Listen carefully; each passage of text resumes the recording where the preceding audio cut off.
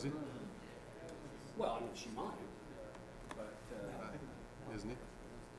she might. Chris, how you doing?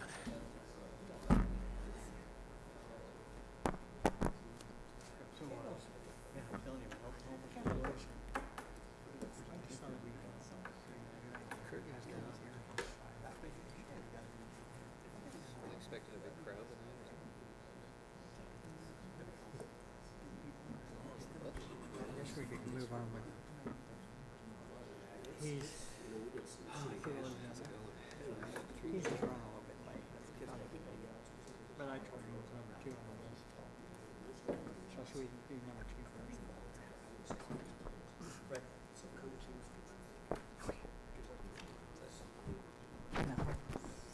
Good evening. We welcome you to our workshop meeting tonight.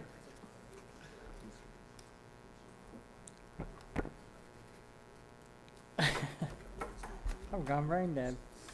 Item number 1, approval of the agenda. I'll make a motion that we approve the agenda as listed, Mayor. I'll second. There's a motion and a second to approve the agenda. Truman, aye. Staley, aye. Hudson, aye. Sig Miller, aye. Turek, aye. Okay, item 1 is the discussion review of possible annexation of property near the St. George Airport. Dan's not quite here yet, so we'll move on to item 2, and then you'll be item 1. We'll put him in item 2. That was my bad. I told him he was later on in the program, and so we'll go with item 3, presentation of the report of the City Technical Energy Audit. Mark Cram, Siemens.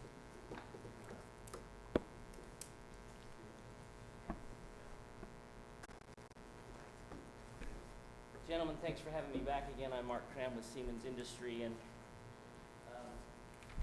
we have made just a few modifications to the presentation, mainly in addressing the questions that you folks had previously. So I'll go through this pretty quickly and just point out those changes. Please feel free to stop me if you have questions, and then I'll just leave it to you. I added this slide in just to make sure that there's an understanding of how the project funds itself. So the top line that's labeled operating costs would be what your costs would do going forward with if you did nothing.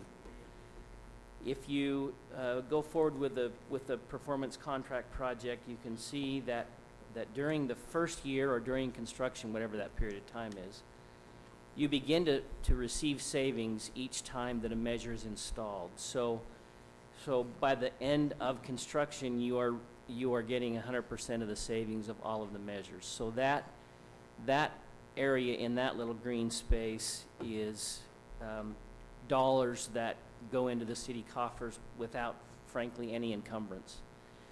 And then at the beginning of the payback period, there are the new operating costs. The program payments are on top of that, and then, as I mentioned to you previously, there's a requirement by state statute for net positive cash flow. So you have those additional savings during the term of the project, and then once the term is up, or the guarantee period, then all of the savings obviously are accretive to the city.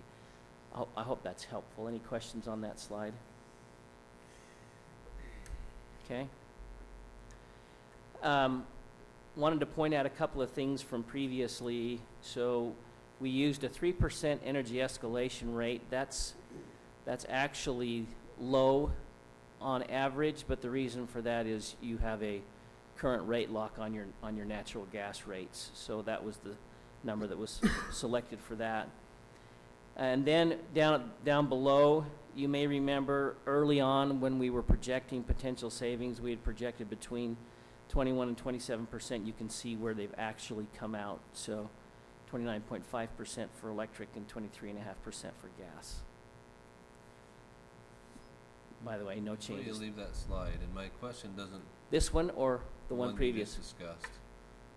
As I went through your 100 pager, I saw frequent notes about derating savings. Mm-hmm. And the percentage of deration differed depending on the type of change. Can you explain to me why you're derating and why that percentage changes? Be happy to.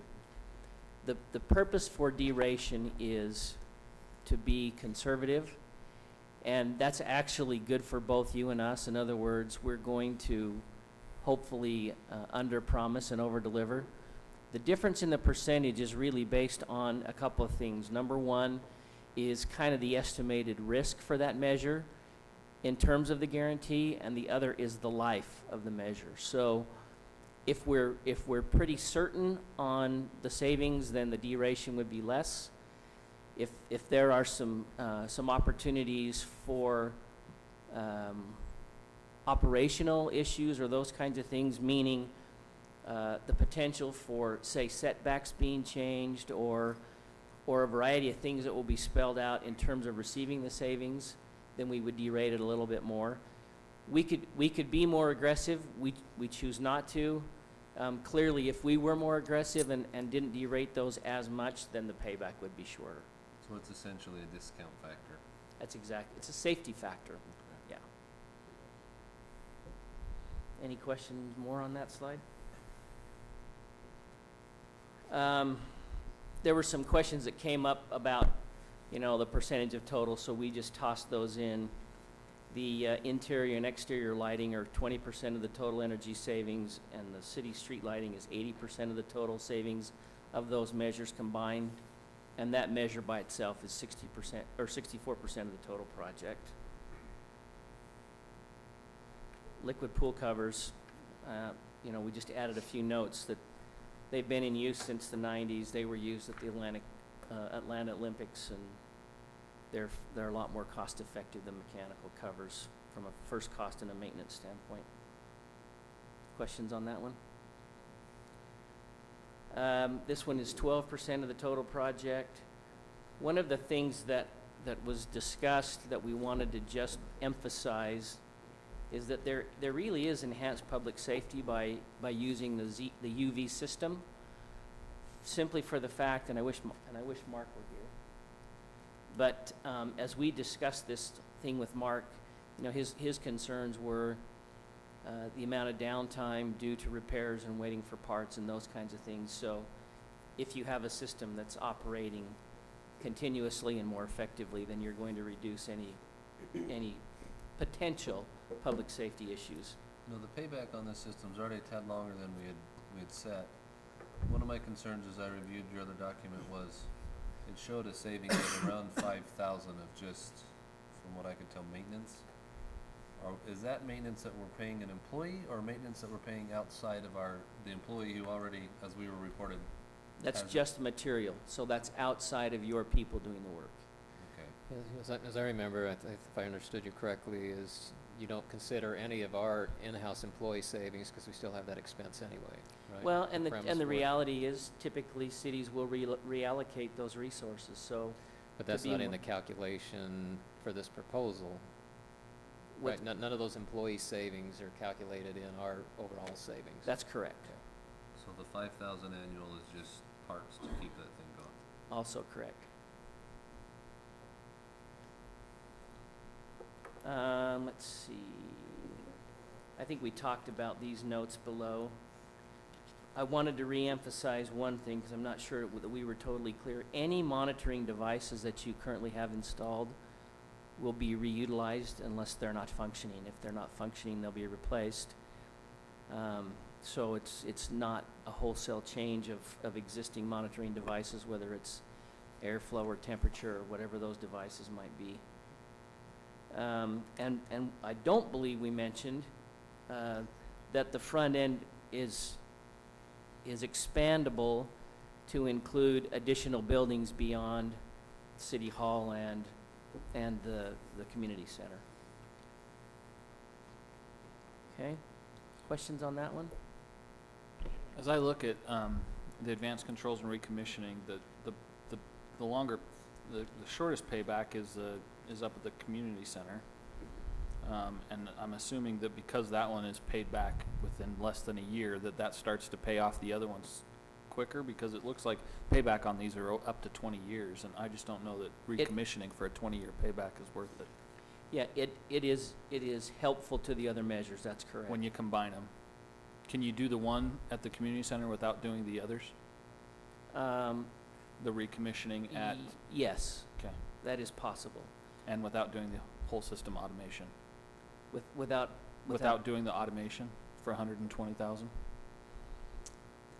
there is an interrelationship between those. Okay. Mainly from an ongoing monitoring standpoint as opposed to the initial commissioning. Okay. But there is an interactive relationship between those systems. I hope that answered your question.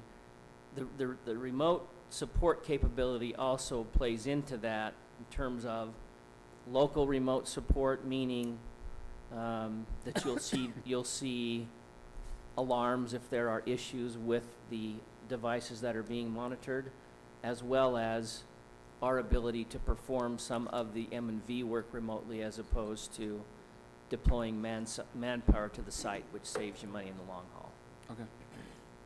And- let me just also, with regards to City Hall, I'd probably say that irrespective of the payback, you're probably looking at some changes in City Hall we're gonna have to do in the next few years, Right. irrespective. And it's also obviously a comfort issue.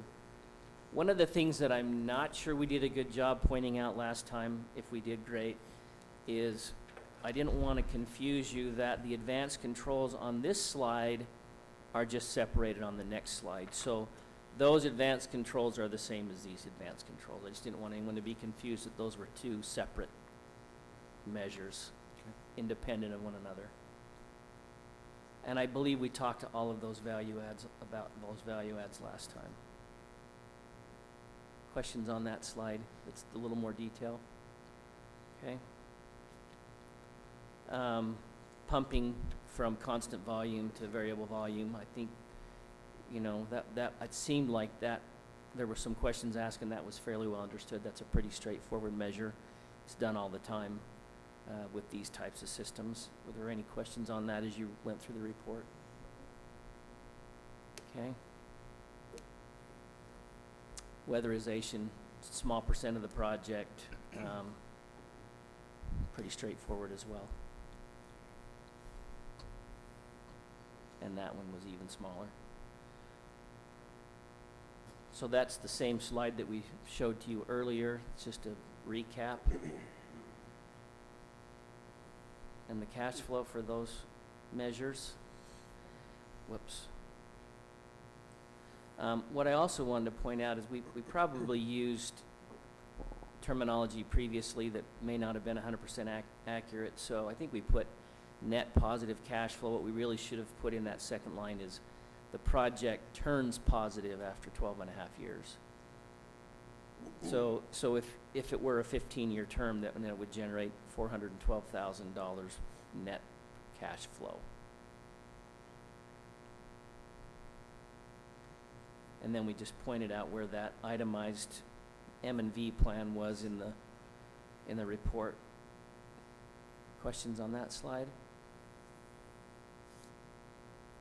Okay. Solar thermal, I think we discussed that at length. Pros and cons about waiting or moving forward. And, these are anybody's guess, but just to re-emphasize what we discussed last go-around, the material costs may increase over time like material costs do. Could be argued that solar technology is improving in cost and efficiency, so that frankly, that argument could go either way. Labor costs will more than likely increase as opposed to decrease. Of course, it would require future capital if you decide to do it down the road, as opposed to funding it with the savings as we're doing here. And then there's, of course, a savings opportunity cost for the period of time that you wait. Cons, of course, is a long-term payback. I've got just one question. That's on the lighting. Since the lighting's about 64% of the total investment costs, are we comfortable, and we're looking at a 15-year time period, are we comfortable that there's not going to be a change of technology, and I don't know anything about lighting technology and what's out there in 5 years from now, to where what we've got is going to be obsolete? We just put in another $1 million and going to something will be obsolete. Is there something on the forefront we should know about before we make this decision? Change in technology, anything like that? A couple of points, and maybe Kelly will want to weigh in, I don't know. We indicated early on that we could show the kind of the opportunity for either induction or LED, and we were directed to focus on induction for good reasons, by the way. One of the main challenges with LED is heat dissipation, and you're in a fairly warm climate here, so that could become an issue. The other issue with LED, and this I believe is going to answer your question, Councilman Truman, is while that technology is improving, and it could be a better technology, today there's not enough of it in service to really, well, let's just put it in these terms. The manufacturer warranty on induction is 10 years, and the manufacturer warranty currently on LED is 6. And a major part of that is because the technology is changing and the heat dissipation issue. That's not to say that there aren't applications where LED is not appropriate. For this particular application, induction is more appropriate. So now back to your question about obsolescence. Will there be new technologies in a 10-year period of time? It's pretty likely. Will what you have in place be obsolete? Pretty unlikely, only because induction has been being utilized in a variety of applications for over 80 years and is still a viable option. So, and the good news is you have a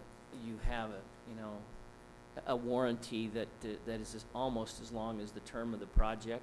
In fact, we may even be able to press that. I'll just offer that up. So we may be able to press that with the manufacturer.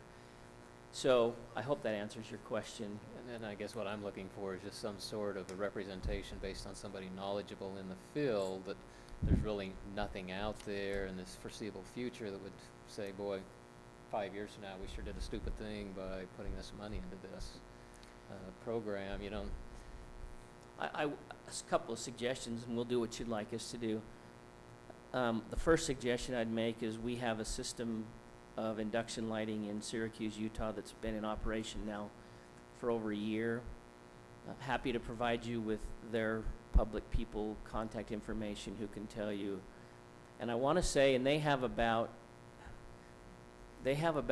just south of 900 total fixtures in the city, and I think that they've had in closer to a year and a half about 6 failures, which is far below, you know, even what the manufacturer indicates.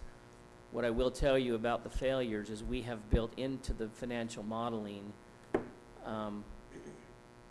a little more conservative, so a little higher percentage than what the manufacturer has indicated would be failures, and we've added a cost to that for the labor to replace after the first 18-month warranty period that covers 100% of everything. After that, all the material is still covered for another at least 8.5 years, so we've factored that into the costing as well. And I think that's good to do that. And I guess really my question, and I'm probably not communicating it well, is I understand there's warranties on this, and this is a good quality product. I just want to make certain that you're not aware of anything out there in the foreseeable horizon that would be similar with less energy costs. If there is, then I think we ought to reevaluate what we're doing. If there were, we would have presented it. So we're very comfortable with this technology, with the performance, with the application. So, I mean, if there is some other reference of some kind you'd like me to provide, I'm certainly happy to see what I can get for you and send it to you if you'd like me to. Okay. The good news about the street lighting, which is pretty obvious to everyone, I think, is it really is what helps drive the other items to a reasonable payback that we are asked to try to hit between 12 and 13 years. I mean, obviously, it's what's driving a lot of the other opportunity.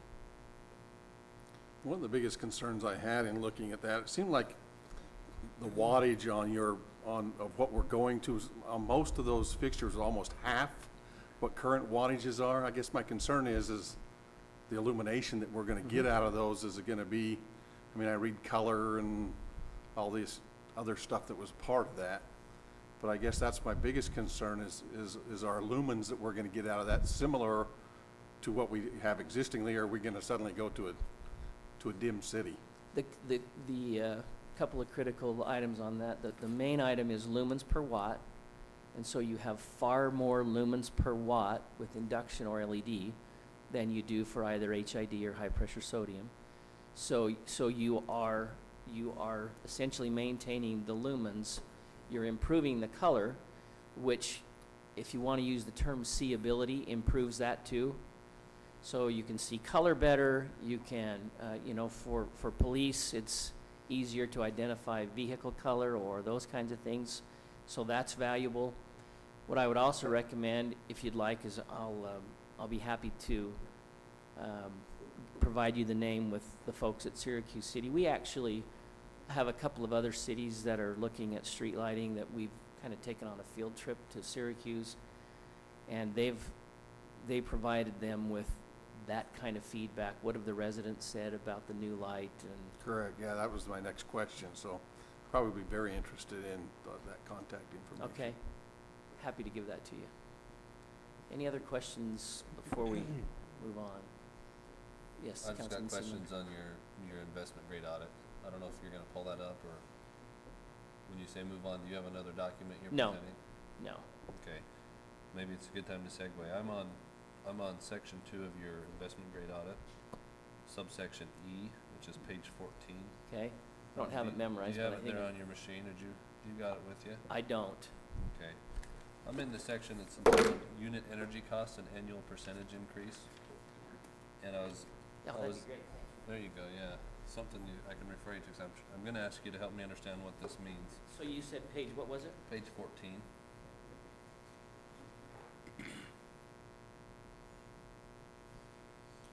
Okay, You'll see subsection E there. uh-huh, It reads, utility costs used for savings calculations, and that's why I was interested in this, is trying to understand the savings calculations.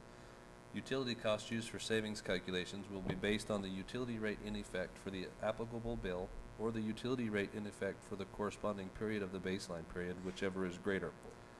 The rate in effect during the baseline period will be designated the floor rate and is shown below for each utility. An escalation rate noted below for each utility per annual period will be applied to the floor rates.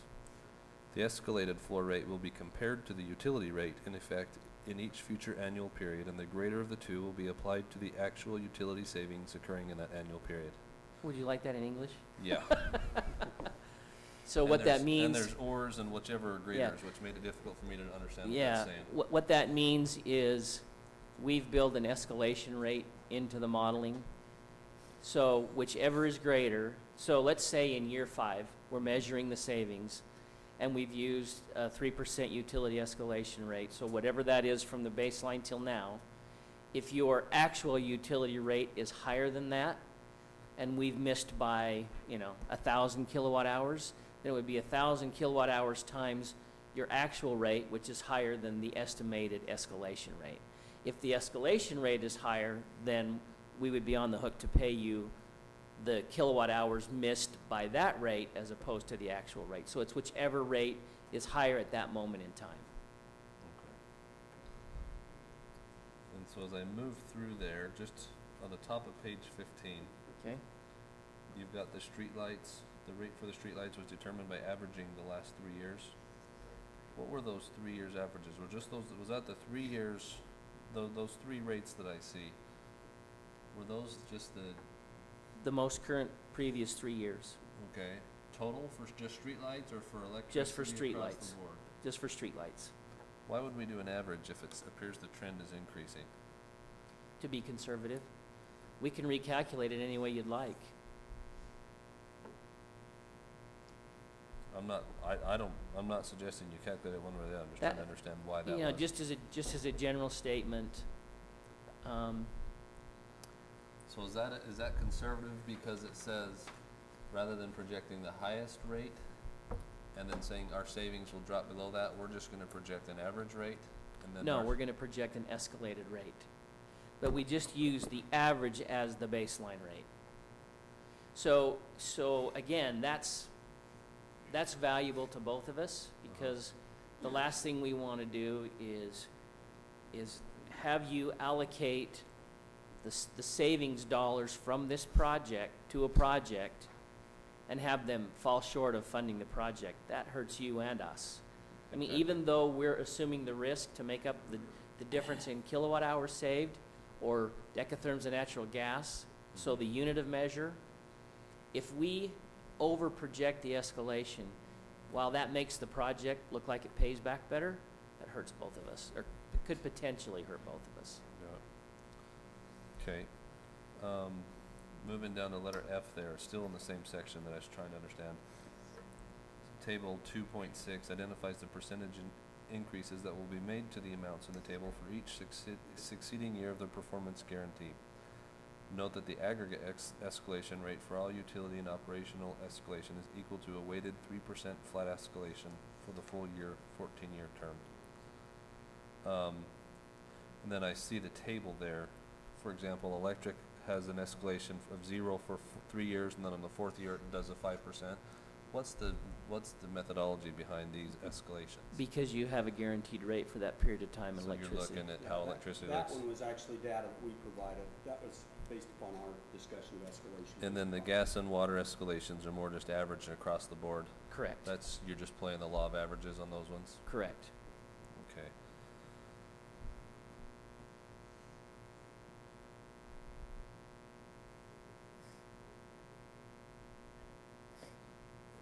That's all the questions I have from that section. Let Okay. me see what other questions I might have. We're actually, you'll remember this slide that just kind of showed the natural gas averages and what the payback does depending on what the rate does. And then this was the detail including the solar thermal. And there's the cash flow, turns positive in 16.1 years. And that was it. So there are no other slides in addition to that. So Okay. any other questions you might have? I'm on page 22 of the investment grade audit, and it's the table showing the streetlight information. My calculation shows that that table shows we have 1,055 streetlights. That's about one per every 3 households. Is that really how many we have? Mm-hmm. Wow. And those are just north of the river streetlights. Actually, Kelly might be better to nod or not nod on that one. I'm not 100% sure. The table table 3.1 reads that we have 1,055 light fixtures, or pole lights, excuse me. Okay, yeah, that's correct. And those are these- all north of the river? Yes. And the reason you're seeing that is because a lot of these are HOAs where they've gone and done decorated lighting. You've also got the Cobra heads, which are all your highway lighting on the state roads and freeway interchanges and things like that. Those are all included, so. Okay. I believe our total count in the system is near around 1,500 total. That's what you But- have. But we have a lot of, I wouldn't call them private lighting, but they're not necessarily city-owned. They're in HOAs. We still do some of the maintenance on them, but they wouldn't fall into this group. So They that's why wouldn't qualify for this yeah, project. that's why you've seen the reduced count. Do we pay the utility on those lights? Do we pay the electric bill for those lights? It depends on the application. In some cases, they're metered and they pay for it. In other cases, they're not metered and we apply a street lighting per light fee per month. And then, in those cases, we offer them a maintenance agreement where if they can't find somebody to maintain them, then we offer them a contract to come in and do that for them. Can we maintain them? But yeah, surprisingly, there's a lot of I lights didn't in the realize city. we had that many. That seemed like a lot to me, but A lot of maintenance. I guess the city's pretty well lit. That's why we get complaints at council meetings, too much light. Apparently everybody in the fields want all those. We can move some of those south. Didn't want I'm on page 27, Mark, and there was Okay. a section called heating penalty calculations. I think I understand it, but I just want your confirmation. By Okay. improving our lighting, we have less heat that radiates from the improved lights, and as a result, we need to have more heat from our heating system. That's Is correct. that accurate? So you're removing watts, and watts mean heat. So they're not good watts because they're not heating where they should be heating, but it still contributes heat to the building. So we discount for the fact that we're removing watts and therefore increasing a little bit of the heating load. That's correct. Okay, and it's probably, I don't know if it's a wash, but in the wintertime, of course, Yeah, Yeah, it's just the opposite, that's right. Swings. Well, actually, in the summertime, it's I the think the opposite. goal would be to have the most efficient systems across the board, rather than have inefficiencies from one support the other. Well, and it would be inaccurate to represent it any other way, because that does contribute heat to the building, so, I mean, that's an accurate way to depict how that impacts it.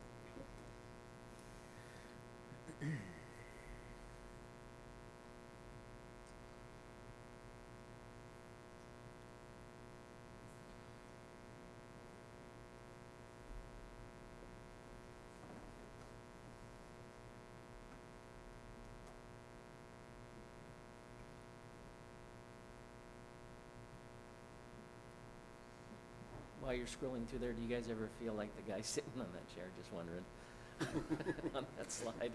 I was gonna say, and I actually had a discussion with Kelly today, because I called to ask him a few questions about our street lighting, and he brought up some interesting things that I think would probably be beneficial to the council to kind of mull over and talk about, if Kelly doesn't mind coming up and sharing some of those things that we discussed a little earlier today, because they were very thought-provoking to me. It's like, I hadn't thought of that. So, and Mark can be right there to help answer some of those questions or discussions. Yeah, thank you, council member. I actually took yesterday and today to go over the total audit as well as the appendices and try to get a summary of, some of my concerns, not necessarily concerns. Let me first off say that I'm neutral on this. I can go either way. If the council wants to replace the streetlights, we'll support that. If you choose not to, we'll support that as well. I put some notes together late this afternoon, and I provided Mark a copy as a courtesy so that he could respond to those as I go through them. I also made one just for the minutes, the records. So I'll just walk through these real quick. Also, I'd like to say that in going through the study that these gentlemen have performed, I'm very impressed. They have done a thorough job and spent a lot of time, and I congratulate you for that. That's well done. In the street lighting audit, I just kind of took a look at, weighing the advantages and the disadvantages of the street lighting audit alone, not the total program, just the street lighting audit. And one of the advantages I've seen, obviously, is the low interest cost for financing with positive net cash flow guaranteed by Siemens for the term of the program. That's a great advantage. The disadvantage I see is they analyzed the street lighting system alone without including the additional lighting. It's 11.5-year payback. That's pretty long-term investment. That's a decision you would have to make and commit to. The next advantage is it's an upgrade to our existing system and overall inventory reduction. What I mean by that is we would probably standardize throughout the city with 2 or 3 different size light bulbs that was an induction type light bulbs rather than 5 or 6 different size light bulbs that were also different wattages and different applications such as high pressure sodium, mercury vapor, sodium, so on. So Kelly, as we look at that, have you made plans in your department that if we did do something like this, that you would have to change policies moving forward with new development and things like that, as far as what streetlights would be allowed? That's one of my notes is a disadvantage, but it's a minor, I really can't even call it a disadvantage, it's a step we would have to take. But, the upgrade would reduce some of our inventory, but then we have existing inventory that we would have to surplus out somewhere. One of my concerns that hopefully Mark could answer or address at a later date if he has to is during going through the audit in the Exhibit 1, or Appendix 1, it shows that these are retrofit kits that would be bulb and ballast replacement only. And my concern with looking at that is we're dealing with some of the heads that could be 25, 30 years old, maybe some even older, that still have starters in them, they have capacitors in them, they have old wiring that could be degraded substantially. And if we're just doing retrofits, we could still be looking at continued maintenance issues even with brand new installations. So just a thought. I mean, all of these heads could be changed out 100%, but I don't know how it would affect their study. So another great advantage is it's all contractor installed. The city employees are not the ones responsible to go do this project. It's the people that they select to take care of it. A minor disadvantage I see, it could be handled very easily, is that after the first 2 years it becomes the owners that maintain all the logs on these lights for the next 13 years. So every year we got to file a report for them turn into the state, and that takes man-hours and time, so. Big advantage, as you've seen through the presentation, is the street lighting itself, standalone, doesn't have a real good payback, but when you combine it with all the other FIMs, it supports it very well.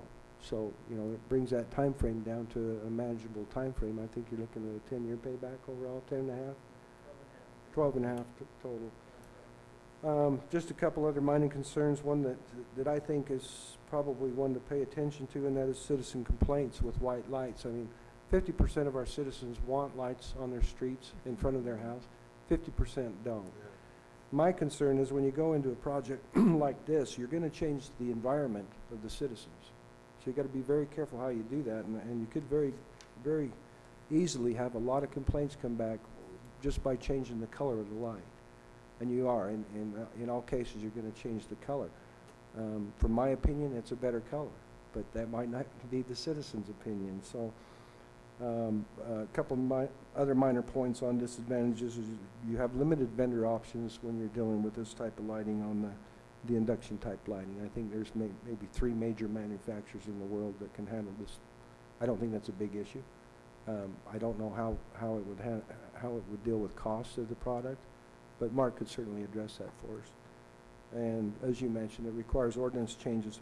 Just some suggestions that I'd like to make, and I'll let council take it from there, is I would suggest we get direct feedback from other successful induction street lighting installations, such as Mark mentioned. Syracuse would be a great one, and have them provide any issues they encountered with their citizens, and give us an opportunity to be prepared to deal with those. I would suggest we implement a test area within the city for a particular area of your choice for the citizens and the council to go look at how these are going to affect the neighborhood, whether it's a good effect or a bad effect, and do that well before you do any citywide implementation. And then if we do choose to go ahead and do the citywide implementation of the induction lighting, we educate and inform our citizens that this is happening and give them some photos of you know, how things are going to change, so they're well aware in advance, and you know, we kind of calm them down a little bit, because one thing I know about our citizens is they don't like change.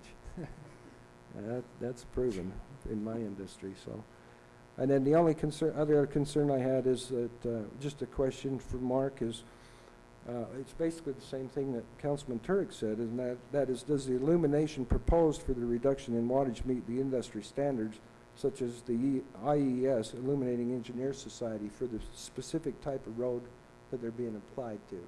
And I'm sure Mark could address that as well. So, any questions? One other one, Kelly, I didn't hear you bring up that to me was a big concern, and that is the disposal with the mercury issue. And I kind of don't skipped know over that's- that. We're dealing with that in the industry anyway, but just so the council's aware, induction is a solid mercury type light. So there's mercury involved. It's a magnetic force that disperses that mercury and creates the light. So realistically, you could be down the road looking at some disposal and environmental issues with those. But we're all dealing with that in the industry today with just your standard compact fluorescence. So it's a trade-off. You got one problem versus another. So it's definitely a concern. Thanks, Kelly, appreciate that. So I'll defer to the council if you'd like me to address these issues now or in writing, or what's your preference? I'll do whatever you'd like. I think we'd like to hear maybe a general rundown in response to those. Shouldn't take too long. So, so with regards to the replacement one-for-one, one of the services that we provide during that replacement would probably be obvious to some, maybe not so obvious to others, is general cleaning of the lenses so that they're, you know, that they're performing to their optimum ability. So, as far as any wiring issues and those kinds of things, it's pretty challenging to address until we actually get on site. If it's something minor, we typically just take care of it while we're on site. If it's a major issue that's causing the light not to work, then that becomes a different issue. So with regards to maintaining the logs, Kelly actually read that probably better than I. It doesn't need to be that way contractually. I think the intent, and we'll make sure that we clarify this if it's still confusing, the intent is that after the first couple of years, it's not that we're requesting the city maintain the logs. All we're asking is that we know how the quantities have changed year over year, because that obviously has an impact on the savings. So what we would need to know is if the baseline is 1,055, in year one, you added 100 or 50 or whatever. That way we can make sure that that's included in the report so that we're accurately demonstrating what's happening with the energy. And Kelly, if I'm wrong, we can clarify that contractually, because it's certainly not our intent to have the city, providing information for us to do our reporting other than change. Okay?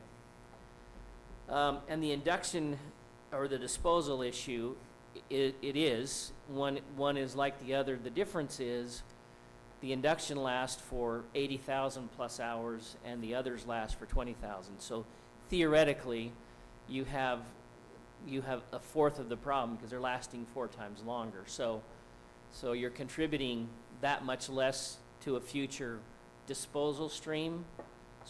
What he said is 100% accurate. The only caveat is you will be replacing them far less often. Make sense? And then as far as the citizen complaints, I would again defer to have you contact, and I'll provide you a contact at Syracuse City. You can take my word for it or not, but it's been extremely well received and positive, but I'd rather you hear that from their folks as opposed to hearing it from me.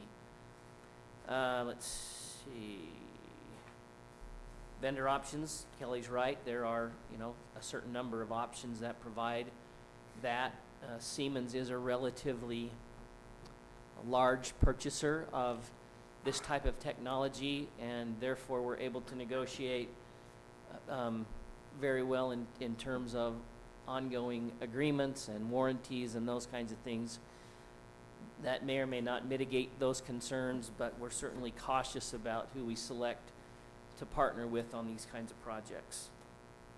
And I can also address the ordinance revision because there was actually one additional moving part to Syracuse that you folks don't have. They owned half of their streetlights and Rocky Mountain Power owned the other half. So they purchased half of their infrastructure back from Rocky Mountain Power in order to do the upgrades. So the value for that is, as Kelly indicated, it significantly reduced their inventory needs, number one, because they standardized. And so as a result, induction became their new city standard. So they essentially, what they now provide to developers is, it's really the same fixture head, but with induction parts. So that became the new city standard, so that remained the same. But he's right. It did require an ordinance amendment. Let's see, so you're going to get feedback. I'm going to give you that information. My only suggestion about a test is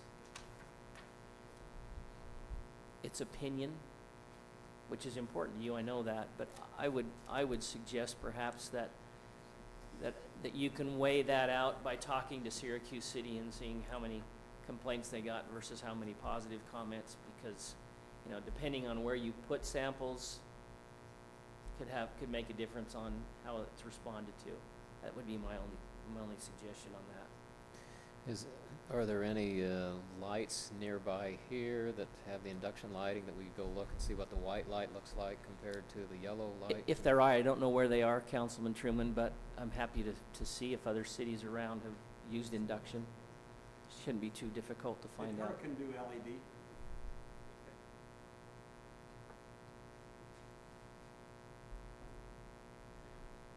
That's usually just a short-term problem, because I just recently changed some lighting in my own house, and in the beginning we were very concerned that it was too bright, it wasn't going to work, but in a couple weeks it was fine, it was normal again. So Your eyes adjusted. yeah, it's His eyes actually improved. yeah. Amazingly, I realized I had 5 kids. I'm like, what? And then the answer to Kelly's last question is yes, we ensure that they meet the requirements for light lumen levels for street lighting based on the Illuminating Engineering Society requirements. Any other questions?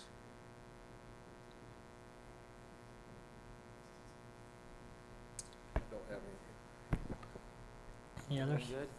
It's okay, Thank you, Fred. Mark. Thank Appreciate you. it very much. I do have You one other Mark? question. As we were starting this process, I remember that we were told that we could pick and choose any of these items that we wanted to do moving forward without much of a recourse. So I just want to make sure, is that still true? We can go through this and say we want to do this and this, but we decided we don't want this or that. That is correct. That's why we're essentially at 90%. Okay. So once the council decides kind of the final scope of work, then we would complete this report based on that selected scope of work. Okay. Okay? Thanks. Thank you. Now, Mayor, if I could ask, and maybe if it appears to me at least that we still have a few items that the council wanted to do some follow-up with, and it is on your agenda tomorrow night, so I think probably just maybe some clarification for the council, maybe for even Mark's benefit, of kind of where that would stand, one way or another. I think it'd be helpful. It would seem like if we're gonna need time to talk to people in Syracuse about the lighting issue and complaints, I know that seems to be a concern of Kelly's. If all of a sudden we have 100 complaints come in per day after we put them up, we need to know that and maybe get some citizen input. I don't know how long that would take for everybody to do their due diligence on that, but I don't think it'd be done by tomorrow night. No, yeah, you're probably correct there. If that's, and it does sound like that's probably a good thing for the council to do, so I would probably just make the suggestion then that we just, tomorrow we stay. I'd like to also see the document that Kelly presented for the record. I'd like to get a copy of the document that Kelly presented tonight in Dropbox or. Yeah, I got thrown because you made it bigger than what it was by calling it a document, I think, but that's a lawyer thing, It so. was reduced to writing? Yeah, just put it on Scan it Dropbox. and- Yeah, it's, If we could put that on and then contact information for the Syracuse city folks, the power department and the manager, and I think I might have called them once in the past, but I don't have that anymore. So what I'm hearing is, do we want to postpone this? I would think it would be beneficial to at least give us another couple of weeks to do some due diligence there, especially when we're talking at least half the project is that one issue, in Lighting. my opinion. So, Is that an agreement with the council? Yes. All right, well, thanks again, Mark. Thanks, Mark. Okay, we will go back to item number 2. Discussion review of possible annexation of property near the St. George Airport. Let me introduce Dan McKay to you, gentlemen. He can introduce his title and all the things that he does that are great in the world.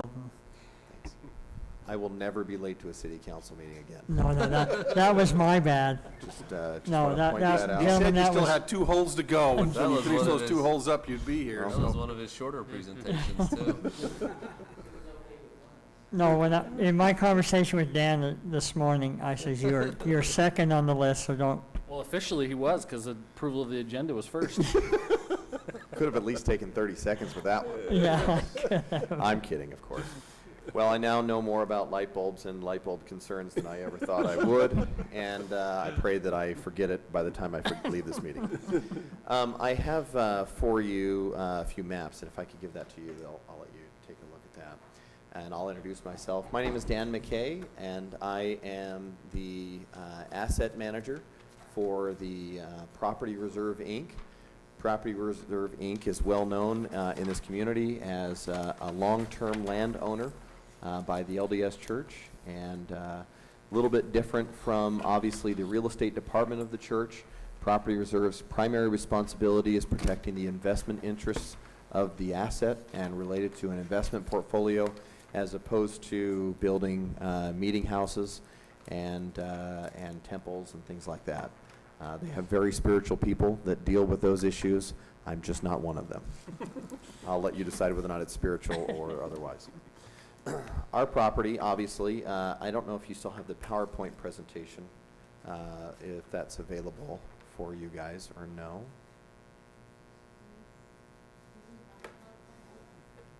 There was There was essentially one last a week. map or something, a couple images that were presented to us. Yeah, it was very simple. It was map. basically where you having the It was blue dotted. basically, yeah, it's the what blue we're- Basically dotted this, outline yeah, there. we're fine. Yeah, that's basically Okay, what- so basically it's 244 acres, if I remember correctly, and you can see it demonstrated here in the map outlined in blue, known as the PRI property. You'll recognize the other property with the faded, or the lightened opacity is the Desert Canyons property. Bisecting their property is the new Southern Parkway, goes out to the airport. And then you've got, in red, you have the annexation boundaries as they were agreed to by Washington City and St. George. I wanted to start out the presentation by letting the council know that we had let some know prior to, oh, that's helpful, so the public can at least see what we're talking about. I enjoyed the Ustream broadcast a couple weeks ago. That was almost as exciting as the light bulb conversation for you guys. But anyway, you can see from the map that the property is bisected in that annexation agreement between St. George and Washington City. I am aware that we are part of the impetus for creating the annexation boundaries as they were outlined as the Washington Fields issue with our property out there. As you look at this map and as it's identified, I'll say that before the annexation agreement was originally contemplated by St. George City and Washington City, we requested to others that our property not be bisected between the two. We're indifferent necessarily between which property or which city it went into, but at the time, you know, that request was not included in the annexation agreement. And feedback that we've had from potential buyers is that if the property is annexed into two different cities, that would create some concern for an additional level of approval between the two cities in getting the project, if a project was ever contemplated out there, approved. And that's one issue. The second issue, as it's presented in this map, you'll see the access for all of the utilities and all of the utility planning and master planning for the property have to come through St. George City for service as we currently understand it. The nearest subdivision to the north that's in Washington City is approximately 3 miles as a crow flies. And so just from an engineering standpoint, secondarily, the engineering standpoint, as you look at the map, the property is downhill from any of the current sewer facilities offered by Washington City, which makes it difficult to, as the mayor knows, sewer flows downhill, right, Mayor? Yeah, it does. It's where all things in the city seem to end up is in the mayor's office, so. Yeah. Anyways, we have an engineering problem with servicing that property from a sewer standpoint, and the other utilities are also coming through St. George City. That's kind of where this analysis has come to, is we look at the ease of service in one, and you know, within the next year, all utilities will be serviceable and available at the property, or two, we would wait for an indeterminate amount of time for St. George City, or sorry, for Washington City to have the utilities and things available. Anyway, that's basically my presentation. I am politically neutral between the two cities. I don't really have an issue being in one city or another, or a preference. Both offer their own attractions for various parts of the community. And so I can't make a qualitative difference between the two. I'll just say, as you look at the engineering issues and the approval issues that go along with it, this is feedback we've gotten from buyers that it might be easier to do a project in one city as opposed to the other. And we selected, or we're not selected, but we believe that based on the engineering issues that St. George is the most logical choice for this property. Did you check with our public works with regards to engineering issues? Is there any ever any discussion with our city with regards to engineering? I haven't yet had the chance to have time with them. So right now it's based upon discussion with St. George. But right now it's based on a schedule with the neighboring development, but I'm happy to be corrected, more than happy to be. Is there any significance to the black dotting on some of it and the hashes on others? that matters to me. If you look over in the upper left-hand corner, there's a utility legend, and those are the planned utilities, obviously, that would be needed for a development, Yeah. for residential or commercial, but this will probably be a residential property. The different dashed lines, I guess, are the areas that, Yeah, I guess I see where those run in that black little highway of utilities. How about the feel of the, oh, I see what you mean. there's some of the, for example, the PR property, have the St. George portion is polka dotted and the Washington, at least half of the Washington is kind of hashed. Is there significance to that? It's delineating the difference between the two annexation areas, or the planned annexation areas. Does that make sense? Oh, I see. It's consistent with the way it's- where the lines there, the dots. So the 244 acres, that's what's in Washington City's annexation plan, is that correct? No, that's That's the property. entire the property. entire property, roughly divided almost in half. Which partially is shaped like the state of Texas. Yeah.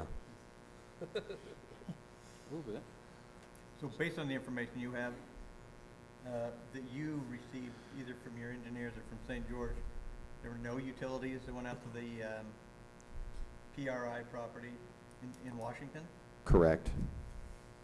Good. I'm pretty sure that's not correct, but. No, that's I okay. could be- Again, I could be wrong. no, that's okay. I'm happy. I'm sure there are facility differences and maybe incorrect information, but I'm fine with that. Again, I'm here to present information and let the council ask Sure. questions. I'm not, Here's a large concern we have is if this property goes into St. George, we create basically an area south of that we still have to provide service for at some point, that it becomes almost impossible to get to because you've taken out a large chunk of the land there. yeah. And we can't come in from the south or anywhere else because that's I know Arizona. And so that creates a huge issue out there. We already have areas in our city that we have islands like that, and it becomes very big problematic for us. And that was one of the purposes of the aerial map that's in the PowerPoint presentation. I apologize that you don't have it. The aerial map shows a little better story. I'm not exactly sure that if I was Washington City and I was looking at purely residential uses, I'm not sure, based on the cost basis of providing services to those areas, that I would make the effort. That's just me. Right. There are more geographic diversity issues that you can see better in the aerial. The hill that's out there, and I apologize, I know the locals probably know the I name. remember where it's at, yeah. But it almost goes from our property, there's a few feet there, and then it kind of just jumps.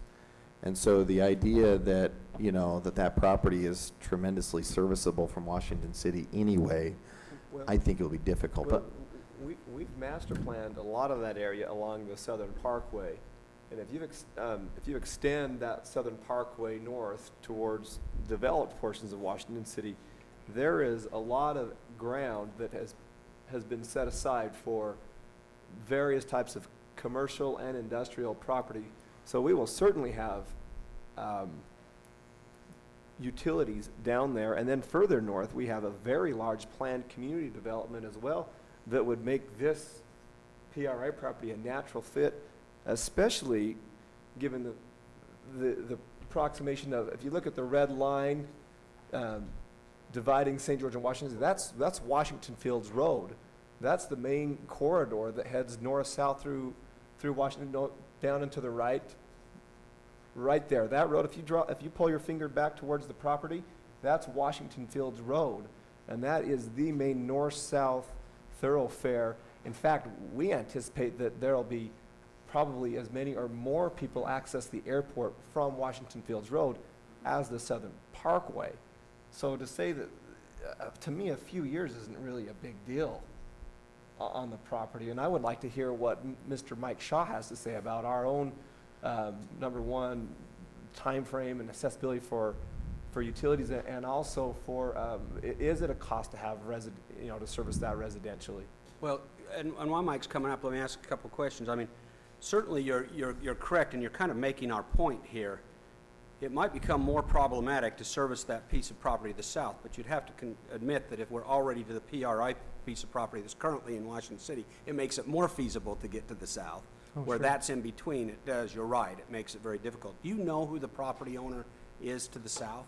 I've looked it up on title Well, before, there's but a- haven't spoken There's to an them. old wash there, so on the south boundary of PRI, there's an old wash that used to be good for quail hunting.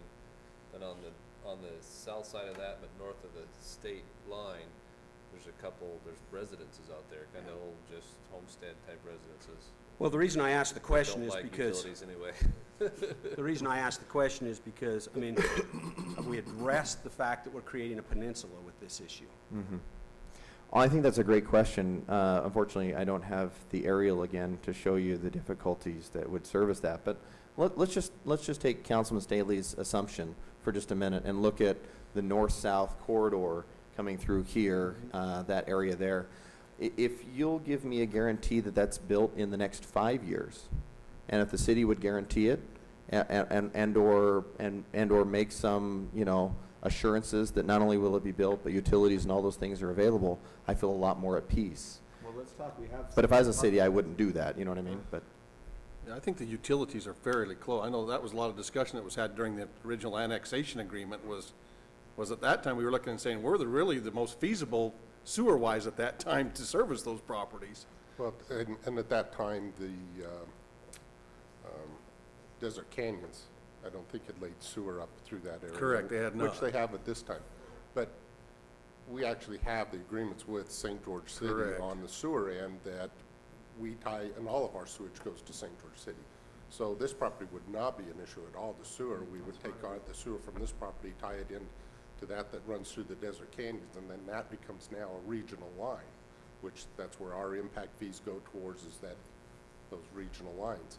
We also have our regional water supply agreement, so we have interwater connects with Hurricane City, St. George City. We could pull water off St. George City to feed this development prior to us building our own line down to it. Now, we do have a master plan, but it's all gonna be based on the growth in the area. But, you know, one of my biggest concerns is this area out through here. We still have to supply service to them when they decide to build, if that's not annexed into St. George. And you're saying there's already residents out in that There area? is, it's Warren Why Prison. don't you put my EMO up there, it'll show you. Yeah, I was gonna say. My EMO's got the overhead right here, I just Google Earth and have it right there, so it'll make it so it can be seen. Is Dual still living out there? So that's Warren Prisby I and the know Duals Warren. are out there? And Yeah, he contacts us very often to come and grade the road. So you'll see there, you can see just at the top left-hand corner is the PRI agricultural piece, and then right below it is the houses, and then that line is the state line. So really and you'll see the white meander, that's the wash. Really, we're just talking everything south of the wash and north of the state line. And Drew, if you zoom out on that a little bit, you'll see where Washington Fields Road yeah. You just gotta go to the Well, north. it Yeah, comes, right it comes to- right it's to the right corner there. where It the comes old right ponds to used that. be. That's it right there. Well, it goes right there and then it stops. There's gates right there, and so really the only way you can go is that you have to do a left turn across. That to the right is a private Yeah, lane, you go around the, and so around it the doesn't. property.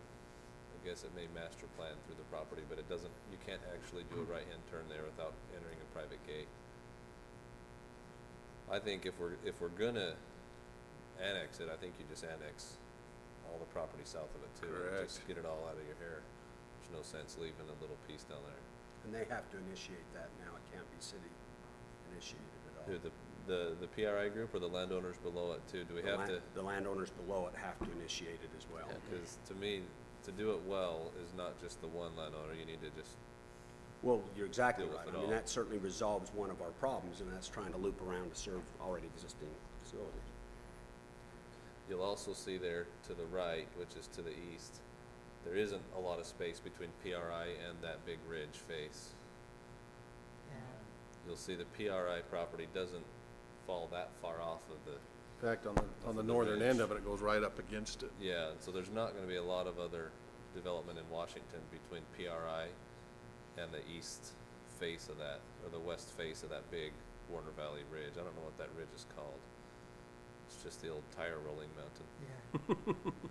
So Mike, just to clarify from your point of view, both sewer and water, because they're regional water lines and regional sewer lines, that's not an issue I on don't believe- short term? I don't believe it's an issue on the short term. How about power? Power's Dixie. Dixie Yeah, REA. Dixie out there has all the power. Yeah, and the only utility that that is out there actually, I believe, is Dixie Power and Telephone. I believe the house is out there and that they're running on wells. Yeah, they're on wells and septic, they don't have. So what are we missing? I'm trying to think what we're missing. Well, the only other concern I can see he has is the fact that you got two cities dissecting the property, and to me, I look at our city boundaries all over, and we dissect properties everywhere we go, and we've been able to work, for the most part, work through those things, and I wouldn't see that being a problem personally, as saying, you know, whoever the developer is coming in, saying, look, here's my development, how's it tie in, and I don't think this council has those concerns with what's happening there. I think that they could very much work with that. Dixie Power. So I don't see it being problematic, per se. Twice the city council meetings, Yeah. twice the Well, political that's, you know, workings, twice But the, part of that is we get to know those developers too and get to learn and love them like they already know and learn and love St. George. So bring them over and let us learn them and love them. I'm not going to talk about your love with the developers, but You're I not? understand that I that may be really an like issue. that developer. No, that's fair. And you can, you know, the other part of the topography issue, you know, and again, you guys have all looked at this when you went through it, and I believe, and correct me if I'm wrong, this road almost follows the edge of the hill. As you can, let's see if my fingers can, I can navigate, look at this, Yeah. and my ugly dog bite scar on my finger. Anyways, it kind of follows the topography along That here. ridge line. That ridge line right here. If you'll So- touch that screen to brighten it up again, it just kind of goes into power save. Just touch the screen of my little, yeah, there you go.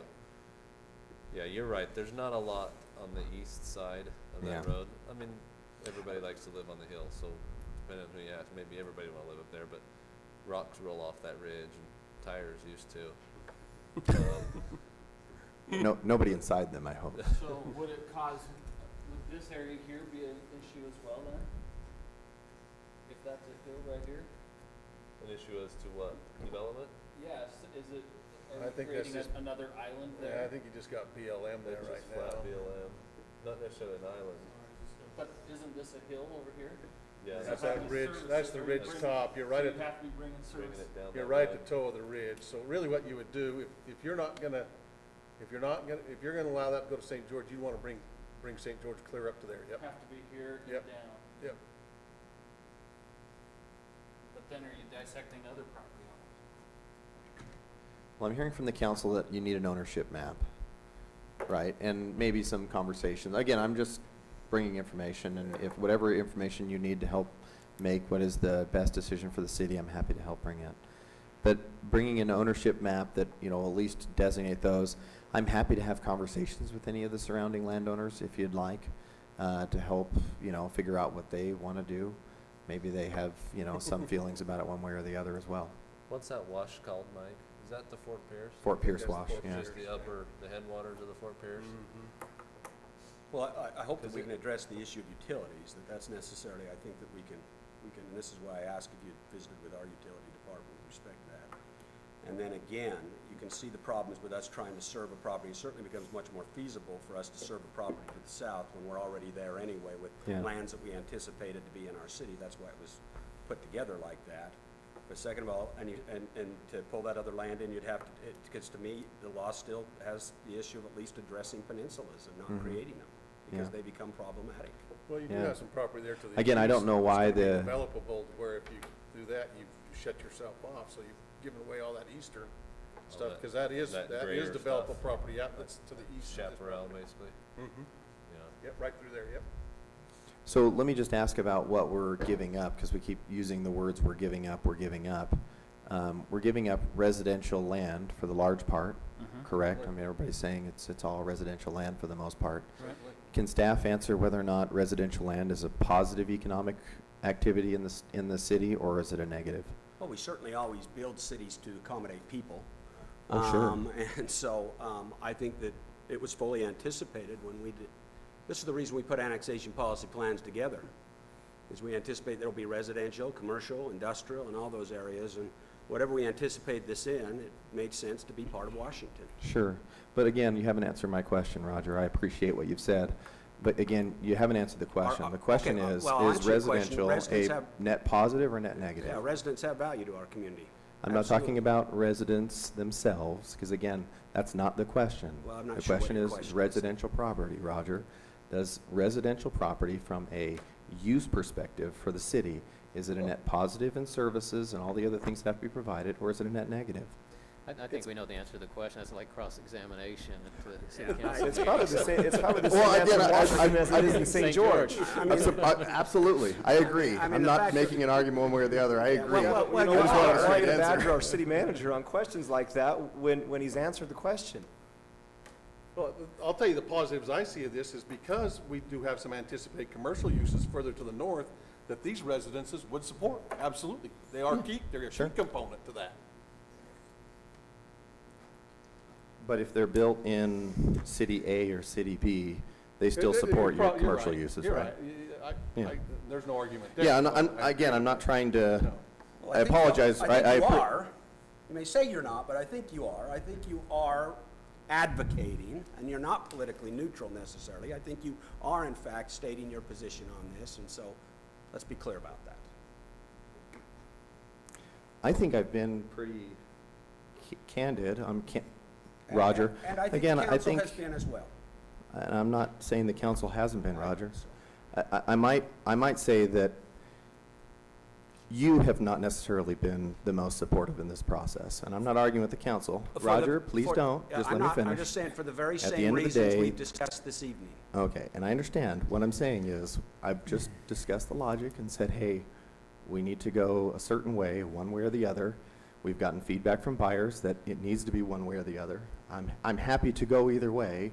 The most logical approach thus far has proven to be St. George as we've digged through some of the realities. And if you'll remember from our very first discussion, these very same issues is what I have brought up. So whether that's been interpreted as a supportive or not supportive, I think what you will have to admit is the argument has been very consistent on what our concerns are. I won't argue with that. Based on our discussion earlier today when you called me, I understand, obviously, the church wants to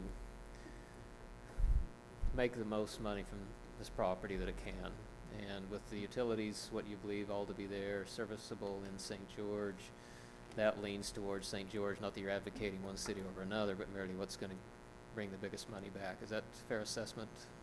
Well, let me correct just one minor thing, because I have to be careful with this. Church Prop- versus yeah, the thank you. property That- man. that's Well, the it's thing. owned by the church. The Yeah. church is the sole owner. They want to make their money. Absolutely, right. But again, I have a mission statement, just like I would for any other company, right? To maximize revenue to the company. Now, But it's not necessarily that, at least I don't believe in this area that Washington city address or a St. George city address would positively or negatively affect the property value or the value to a future developer. At least, maybe I don't know the community well enough, but I don't think once you're that far down to the airport, you know what I mean, those areas, I don't think that it's going to be a plus or minus one way or the other. Let me ask you this. Have you had discussions with any potential buyers yet? Or are you just planning? We had a deal fell just a couple of years ago, and Okay. this was one of the issues that they brought forward. Has there been a preference on behalf of any of the potential interested parties that it be in one city or the other? Or is it just they've got to be either all Washington, all St. George? A couple of the buyers have expressed an interest to be in St. George. Okay. Was it for utilities? I don't remember asking them like what was their issue. I think it was just, they said their preference was that the entirety of the property be in St. George. Again, this is just anecdotally taking their information, assuming previous buyer behavior will be the same as future buyer behavior. I recognize that's a pretty big assumption. But, now, if, I don't know, if Washington City's impact fees were zero and they, granted that's ridiculous, but if they were zero and, there was a gold bar for every residence that moved to Washington City, I'm pretty sure I know which city they would choose, right? And I don't think those same assumptions exist for St. George either. There will still be the impact fees and no gold bars, so. Does that answer your question? Yeah, I was just trying to find out if part of this is driven by the fact that you've had people express their preference on what city they want the property to be in as Yeah. they look at it. So, I think that, they, again, I'm taking second-hand information and interpreting it, but I think that they've expressed that preference based on access and everything else coming from, and utilities and everything else coming from St. George City. So, you know. okay. Is that white circle, Jeff, is that turf farm pivot? No, this white circle white is actually circle. the lights overhead, I think. Right. Oh, so the turf farm, okay, that makes sense. No way to block the light. No, that light's higher than that Elmo, yeah, Oh. Elmo's little machine. It's actually a Remember that UFO. If we keep, It's named Elmo, cause its light head says Elmo, then I look at Yeah, it. that's what they call them, an Elmo. yeah, That's the term. so. I recognize, there's some history, obviously, with Property Reserve and with Washington City and with St. George and playing the politics, and I'll be candid, it's in that response why I'm here tonight. I'm trying to do it, I guess, differently than it has been done in the past, seeking, input, providing information, doing whatever the council feels it needs to make a fair decision. And at the end of the day, while being accused of having an agenda one way or the other, I'll say at the end of the day, if all of the utilities were there and we could develop in the same timeline, or a developer could develop in the same timeline with both properties, I would say St. George and Washington City, do like I asked in the very beginning. Please don't put me in the middle of an agreement between these two cities. Unfortunately, that request was not heeded, and here I am again. So all I'm saying is, I don't know, again, how it happens. It's irrelevant. It's a history. But I just need help, because I would prefer to be in one city or the other. And I can appreciate that, but I can tell you that, that creating a peninsula I would, think we've probably seen enough of that, Drew, you can just bring it Yeah. back. I don't know that any of us would be comfortable creating a peninsula, and so nothing could be done until we know what other options are available, because there's no way. See, and I'd Well, like and to I see, think your concern with utilities has been addressed. I think that if they wanted to develop tomorrow, no matter which city's there, those utilities are available for them. That is not gonna be an issue. I'd like to see to the north, is there property boundary issues to the north as well? Or is it just a perfect cut on that road? No, it's not it's not on the road. So we're gonna have property lines Have straddled properties. that straddle over to the north as well. Yeah, you've got property, yeah, but most of those were a part of that Peterson group that initiated the Washington annexation to start with. That kind of brought that thing to a head, was the Petersons that were wanting to come to Washington, so I don't see that you're gonna have a problem there, other than unless they say, we don't wanna go to St. George. And I don't see that, I mean, they were I guess part, I they were didn't part, notice I that- guess we missed this part of this piece of the puzzle when we were working our way through that, because we were trying to work with property owners and lines in the process of that, and I know that group was pretty heavily involved in where those lines went and how they were drawn, and agreed to those, they signed on that. We just missed this one. Yeah. And the I'm Petersons- happy, again, what I need help with, again, if the market comes to me tomorrow and says, hey, we'd like to buy your property, they're gonna need a year to 2 years, I guess, is what I'm getting feedback from the market to solve this problem. And Well, I don't think, so, I think. I would they- prefer not to have to deal with that year. Yeah, and to I'd me, love for the two cities to Yeah, figure it out to me, for the me. problem's pretty easily solved by saying, here, we wanna annex how the boundary lines have been agreed to. And the utilities are serviceable. I mean, there's nothing there that's gonna hold them up, either way. And like I said, I just don't see where the problem lies. I really don't understand that, other than I know that the, well, they have to go to 2 city council meetings, but. As delightful as both councils are, I'm sure Yeah, that they would But let me prefer. clarify. In our developments we don't have the same procedures in both areas either. Our stormwater is much different than St. George's is. I can see that being a concern. Well, I for do want to developers. clarify the meeting issue. You're not away from the meeting issue, because the annexation policy plans would all have to be amended as well. And those will require a series of meetings as well, and I'm not sure that you're not going to net out any more additional or less meetings based upon changing, adopting, public hearings, all involved in both communities' annexation policy boundaries being changed either. Well, I won't necessarily disagree with that because I can't quantify it. Well, I'll no, just argue that, I will just argue, I agree with you. It will be complicated to deal with both councils no matter how you do Well, it. I agree. No, you're right. No, I That's- just- you're right. I'm just saying Sure. it'll be I just complicated. wanted to mention and make aware that there's a series of meetings that would have to occur on both Yeah, no sides. matter what you Even do. if we said tomorrow it can go over there. There's no doubt If I about it. have to come down from Salt Lake to St. George and Washington City on a regular basis, I will not complain.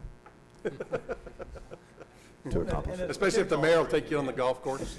I'm just saying, I would not Hey, Mayor, can complain. we throw in some passes Actually- to Green Springs? Actually, I'm actually a tire roller by sport, so I'm, we've got to go up to the It sounds hill. like maybe I need to go out on the course with him.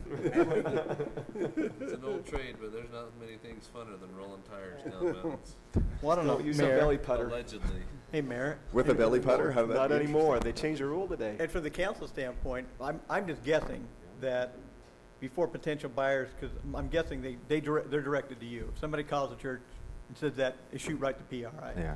So I'm just guessing that council would at least like to think that as potential buyers come to you, at least this map accurately reflects where Washington has available utilities also, because if I'm a developer and I walk in and that's what I see, that Washington has no utilities, I'm guessing I would lean towards St. George also. Well, I never, just for your benefit, Oh, I'm I just never saying- share these maps with anybody. This is a map that was created with the help of Desert Canyons, and Kirk Gordon helped me prepare this map. This is not a map I share with others. In fact, anybody that comes to buy property, the answer is always do your due diligence and come back and talk to us about a price. Is Desert Canyon still interested in this property? I know that they are. That was, Right, Kurt? I just want to make sure. yeah, part of, if you were listening to the streaming last time, when I said I would love those developers to come and visit with this council about what they foresee going in there, because I think that they would find this council very supportive of what they're trying to put in down there. And so I guess I'm trying to see where the problem lies, I guess, Yeah. at that. Just because it's a city line runs through the middle of it. We have it behind Walmart, Home Depot, Middleton, out through the Washington Fields. I mean, those lines exist out there, but we're very easily coexistent with each other. And so I just don't see it just because there's a line there that we're gonna have a problem. I guess that's why I'd like to sit down and say, hey, what are you looking at doing? How can we help you do it? How can we help you achieve that? And find out that there really isn't a problem here. Well said. And I can understand that sentiment from Washington City. Again, I am neutral, Roger. Please, if I would like to sell this to someone, and the feedback from the market, again, the market dictates, right? Sure. So if I have to take a lesser price because they have two cities to deal with, I would prefer them have one city. I can understand your point of Councilman, view. I would love nothing more. If all the utilities, everything else are in place, and I'll do some due diligence with staff Yeah, as well. I think you would find that they are. Like I said, that was my first thing, is like, where's the problem lie? I just don't see there's a problem here. I understand they've dealt with St. George. St. George is part of the plan. They've been involved, so I can see the comfort level there. But I think if they'd come to the city and say, here's where we're going, here's where we've been, I think that they'd find that comfort level here. Hey, we're supportive of that. They're doing what we want to do out there. Let us be a part too. If it makes you feel any better, I have several members of my staff that I work with that have been at the church or have been at PRI their whole careers, and they don't necessarily understand why we're difficult to deal with. The only thing I'll say is sometimes when we're in the environment, we may not see how difficult it is to work with Sure. issues or be around those issues. Well, I can understand That's that. all. And especially like you say, when you're out trying to put a deal together and you got a guy saying, hey, I want to go this way. If you want the deal, you got to swing it this way. I don't blame you. Yeah. But I don't believe there's a valuation difference between, again, if the whole property's in Yeah, I Washington don't- City and I or don't in either. St. George, I'm happy for it to go both ways. But I would appreciate help from the council and from staff and at your direction, if we could solve this problem in the annexation agreement. I think both cities could come to a better solution solving this problem then I or another developer trying to work within that process could solve it. That's all. And I think. I just think it's difficult unless you know what those potential buyers' concerns really are. I'm just hearing a general, buyers seem to represent that they would rather be, and that's hard to address it. I mean, that's pretty hard. That's like my wife telling me, I just got problems with you. You know, it's hard to address my problems when it's just a generalized big chunk. I'll be honest, though, if she comes to you with that statement, you'd better ask her, how can I help, honey? Exactly. That's what we're asking. That's exactly right. I don't go to her psychiatrist and ask what the problems are. I go to her and ask her. That's the Which, issue. Jeff, unfortunately, while I have gone to them with their specific requests, there are not much specific answers for the lovely developers that I'm working with. So I'm just saying, it is what it is, but I know that I cannot solve this problem, perceived problem, actual problem, invented problem, one way or the other, on my own. I know that I need the help of both Well, one of councils. the, like I say, the one problem I see is if we move the line up here, obviously we've created an issue onto the east and to the south, and that's why we'd like to say, hey, let's keep the line where it is. If we can help ease the concerns of your developer by leaving that line in place and saying, look, we understand there's a city line there, but hey, they want to work with you too, and they're not going to interfere with your project. The project can go through as planned. Then everything stays status quo and everybody benefits out of it. So I guess that's where I look at and say, unless St. George wants to come around here and revamp theirs, and I don't know what their plans are. I don't know, but Desert Canyons probably has a lot of already stuff planned in there. I don't know. Well, And if so- I was Desert Canyons, and you've mentioned it before, and they're one of the interested parties, and I look at the number of acres that they're already working on and the number of development Correct. approvals they have to go through, if I was them, I mean, it'd be really easier to, I don't know if horse trade's the right way to consider, but when you're looking at all the elements, if you're dealing with 220 acres and the issues related to 220 acres, or sorry, 120 acres, and you've got all the horse trading that has to go on for 2,000 plus acres, I think it would be a little more, I think the development would be facilitated a little bit easier. That's all. And I can understand that. Yeah. I can certainly understand that. It's just that creates the development problem gets taken care of, and this council's created a bigger problem for us. Yeah, That all of a sudden now we say, okay, we took care of their problem, now we got a problem. And so I guess I that's think what you have a was- fair point, and I will take it upon myself to, take the ownership map and go and meet with the surrounding landowners and see if there's, see what concerns they have about any possibilities as well. I don't mind doing a little homework. It's another visit to St. George and Washington City. I'm in. So,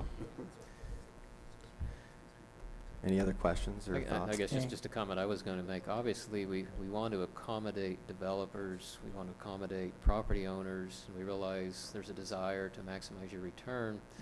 I think that we, as a city council, we always need to remind ourselves that we need to protect our citizens first and our city first versus making certain PRI makes their most money they can on this particular project. So from my point of view, it's going to be what's in the best interest of the city long-term, and if you can persuade us that moving this over there is better for the city, then we can look at that, but otherwise.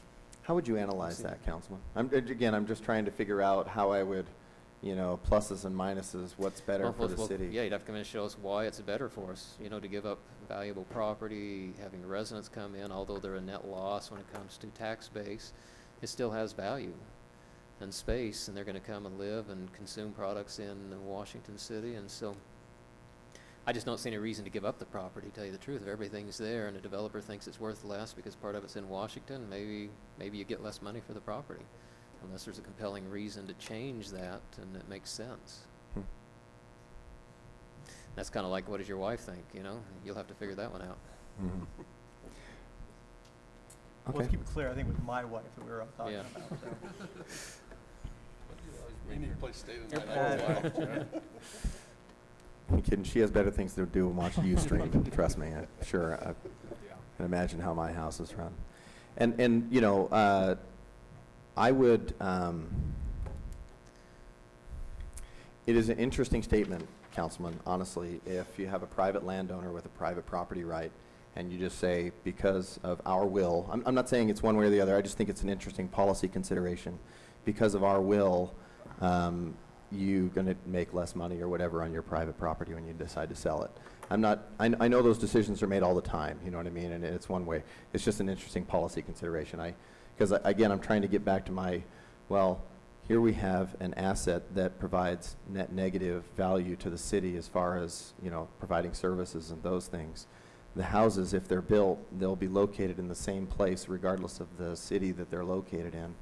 They will shop in the same commercial patterns that they would shop in were they not in that city or were they in that city. And so as a result, I'm trying to, again, get back to your convince me why I need to do it. And I'm really struggling to try and come up with an analysis other Yeah, than and I the think market has told me that's yeah. why they want to do it. Yeah, the so- market's telling you they want to do it. The analysis applies equally on both sides. Why does St. Right. George want this in there? Why shouldn't they say, hey, put it all in Washington? We don't want to be burdened with this citizenry and the support that is there. That's You just it. know. St. George has not taken a position, and I have made the same request. If the two would help me work this out, that would be great. At the end of the day, I think it's neutral. They aren't saying we'll take it. They aren't saying we want it. They're saying, okay. Yeah, and then on the specifics, I think it's still come down, what everybody brought up already. You know, we don't want the island, so what are we looking at? We're going to give up all the property to the Arizona border, and does St. George want to take that property? Do we want to give up that chunk of property? Where do we see it being in the future? Right now, I haven't seen anything to help me go one way or the other on those issues. That's fair. Neither have I. That's why, again, I can't choose. All I can say is the market has come to me and said, we're buyers. We would make this preference. And I think And their I wanna- evaluation, though, is I want to so be much responsive easier. to the buyer. But based on that, I think it goes without saying, city council members is the group that has to weigh many factors composed to a private entrepreneur. A private entrepreneur, if they come in and say, you know what, I believe I'm gonna get more per acre if it's all in St. George, that's an easy bottom line. That's just a calculation. These guys actually have to weigh other things that just, are all over the board. All the time they make decisions about spending money that they can't show net profit on, but that's what they do. They have to do that. And there's different factors they weigh all the time. So that's why I think it'd be great to hear from any developer that says, it's worth more money if we go here. I'd like to hear that. I'd like to hear somebody say that. Jeff, if your wife asks you what dress looks good, or if a certain dress doesn't look good on her, be careful with that response. And all I'm saying is, if I was a developer and may have to work with the city or not work with the city in the future, I'd be careful telling them what I like or don't like about that city. That's all I'm saying. But if my wife asked me which dress costs the most, I'd be honest. If she says, hey, I like the blue one and the red one, can you tell me which one costs more? I got no problem saying, yeah, I pay less money for the red one. Fair. That's really all we're asking. That's We're not fair. saying, do you like us better? Would you rather, go golfing with, Mayor Nilsson and Mayor MacArthur? I don't think we're asking that. I think that's where there's a difference in evaluation of these issues for these guys anyway. And I don't have to make those decisions. Mine are based on much easier criteria, so. So I pulled up the. I think that's fair. That's a great question. I would want to know the same. I'd want to know the same critique. I don't know if I'll get a developer on public comment to come forward with that, but I think that's a great question. I pulled up the county's interactive property map, and so far as was practicable on this Apple machine, tried to zoom in, and I think that red line through the property to the south is the boundary line. There's a parcel that, in other words, that is also the parcel line between the parcel to the left and the parcel to the right. Exactly. Oh, that's a property line? I think that's a property Ownership line. property line. Okay. I almost wonder, well, that's why they brought that line straight down like that, is to catch Initially. that lower property boundary. Oh, it's a section So that line. would also make sense why it's a property line. And so it may be owned by the same people, which may not make any difference, but. I'm Well, and maybe really- they'll have a preference one way or the other either. Again, I don't know. My guess is those people don't want to be in any city. That's what I would look at. That's what I guess is you say, Like we're gonna their- bring Their a city preference is teaser gonna saying, be ah, is, we just don't a minute want, here." we already don't like the airplanes you have flying around us, we don't want anything else, but. That's probably accurate. But I think that's useful. I can understand the developer's concern. I think if it's gonna be done, we need to do it for everything to the south as well. Doesn't make sense to me to do it just for those and not Piecemeal. include the properties to the south. That makes sense. I'm leaving the invite open if the council or mayor or, you know, if you guys would like to meet with St. George, whoever wants to champion my issue, you know, my perceived problem, I guess. That's why I'm here, is no one's really my champion so far yet. But if you guys want to meet and address the concern and Well, tell I'll me be how it's honest, gonna I had every happen. intention with visiting with a couple of St. George City Council members and just seeing what their opinions are and what their feelings are. Is I that- think that these councils are being able to working together for the Okay. benefit of all the citizenry out there. And so. But I would- unless you're gonna waive your approval or they're gonna waive their approval. Correct. I mean, But let's it may- be. You know, like I say, I think that's something we can sit down and talk about and say, what do you foresee? Why would you or wouldn't you? Yeah. Same reasons here. You know, on my initial blush, I look at it and say, those properties to the south probably really don't mean much to me. But those properties to the east, But the property owners mean a lot to you. right? absolutely. And that's why when I hear you say that, Yeah. that our residents, our citizens are net, or properties are net negative, I take issue to that because Sure. every citizen to me is important. Yeah. They all add value to my city. My mayor's reminded me that I'm not valuable to his Yeah. city, so that's And why you probably know, my own like I bias. said, I got the cross-examination thing is, you're not answering the way I wanted you to say it. That property isn't valuable to you. It costs you money. Yeah, it does, but you know what? The guy that lives in that house is important to me and adds to my community, and so. But communities are, well, and the only thing I'll add, and you know this, communities aren't necessarily defined by where a line is. Correct. And that's, So, I guess that's you made my plan. yeah, no, you're absolutely right. Again, I come back to what is feasible utility from what I understand. What does the market tell me they want to pay, and what do they Well, want and to do with the maybe, property? if you went back and explained, utilities are non-issue here because it's the same utility. Yeah. You're gonna tie into the same sewer line, whether you're in Washington or St. George, that same line's gonna carry on through. Water lines are the same way, because we're all interregional stuff. Maybe all of a sudden the problem goes away for you. They say, hey, we don't have a problem. I mean, he may have hit on an idea that might be worth considering, is have one city or the other just waive their approval if it's all done in a giant, if the whole property will be Like a PCD developed or in something? one large project. Have one, There you go, one just one council approval say, I mean, process. that solves the problem a lot quicker. It doesn't than bother anything me. else. Again, it's, the line isn't what makes it, in my opinion. I think Correct. if you look at, but you know, if the council if one council or the other, I'll let you guys get in Well, the Chevys as and you've do the noticed- chicken. As you've noticed, there's been a lot of blood, sweat, and tears in that red line. Yeah. And a lot of long meetings that bored electricity guys to death. That might be the easiest way to avoid opening the old issue and just have one council agree that they would defer the approval to the other council for the entire piece, and that resolves any concerns a developer might have about dual meeting schedules. Certainly an Okay, idea. I like the That's idea. a discussion, yeah, I think, I would love to have a sit-down with St. George. It's probably time, we haven't had one in a number of years It's not anyway, so like- this may be something we can It's not like discuss either with one of us are approving projects that are vastly different than the other, or putting on restrictions that change that much. I mean,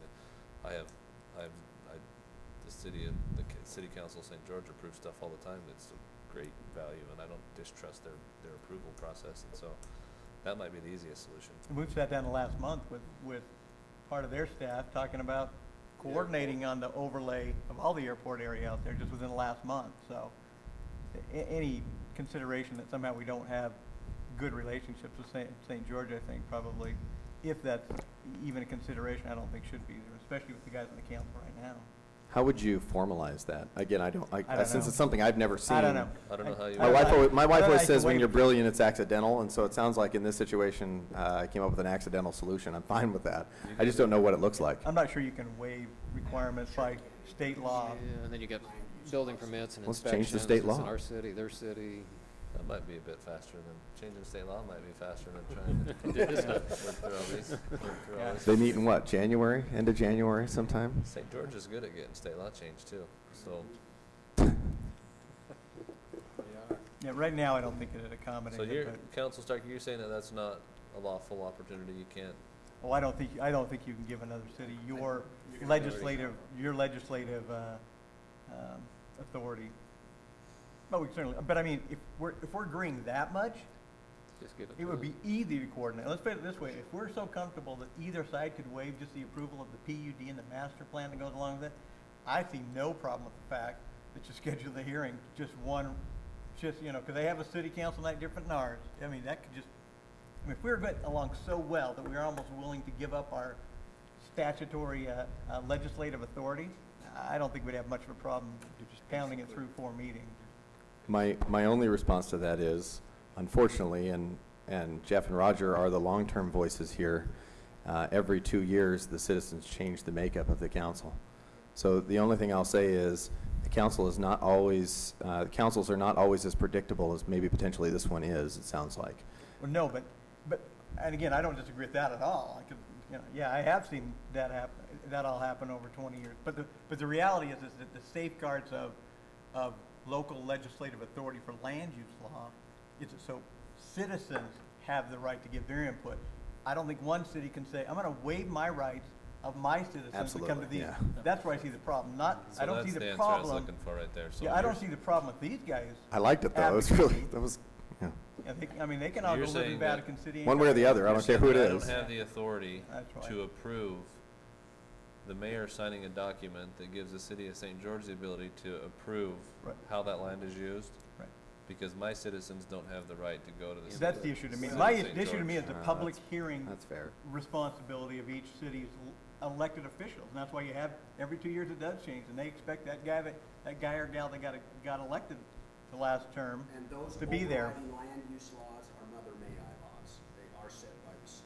We just Oh, yeah, that's the build thing. around It's, them. that's the We thing. can't It's a change state law that you can't get around. Good idea, but it's But again, again, Dang it. again, I don't a see very it, good again, one. if the two groups are that much in unison anyway, If only the the legislature problem did something really productive. peels off. I'm just kidding. Can we get Brad and State and well, the ambulance issue's over, so I know Senator Earhart's Got some Anyway. else to work got a on. little more time. Dan, here, I've got a question. How Yeah. soon is this potential opportunity available to you? I mean, is it tomorrow, or is it a year, or what do you, I think we have a little bit of time, really? but it's because, again, those who have been interested in this position are waiting for Well, access they probably and understand other the things from St. situation too, George, right? so, You yeah. know.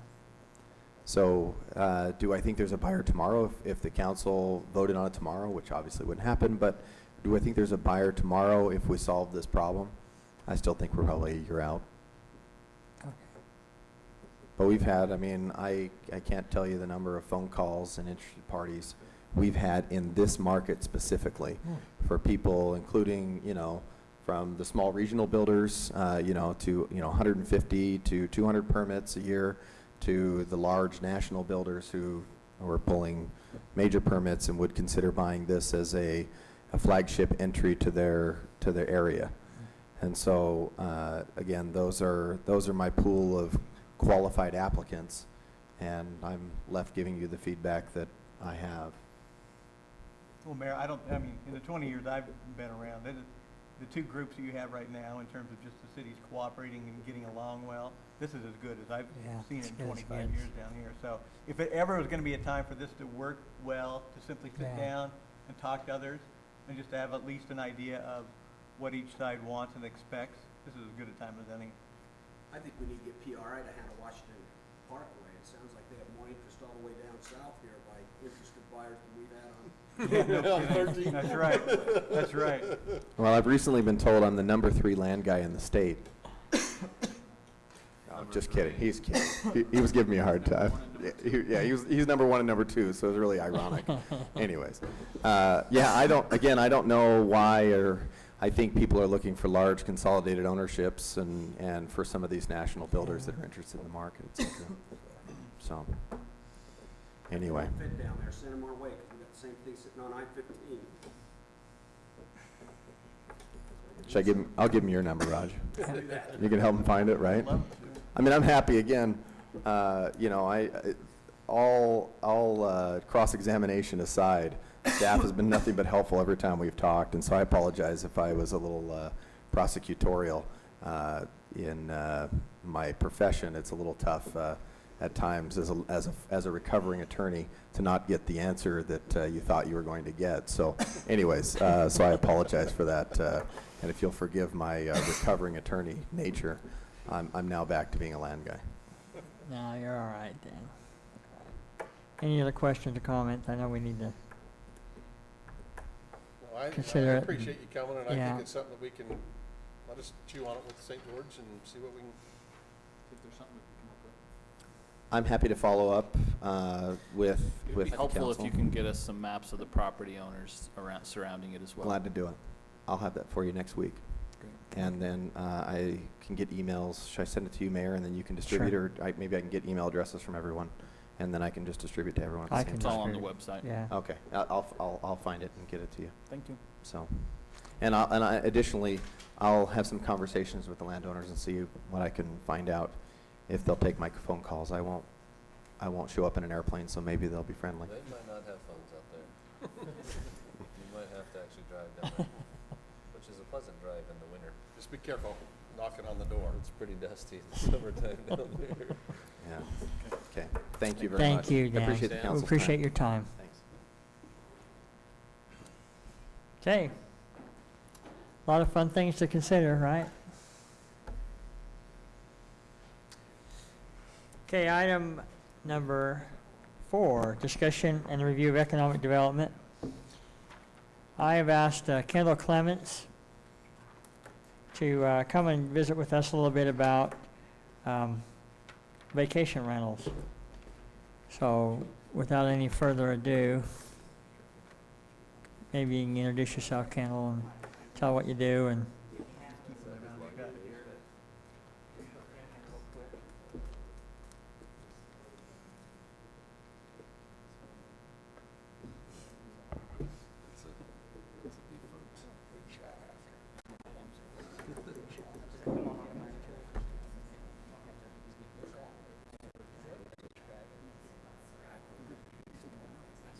Takes a second.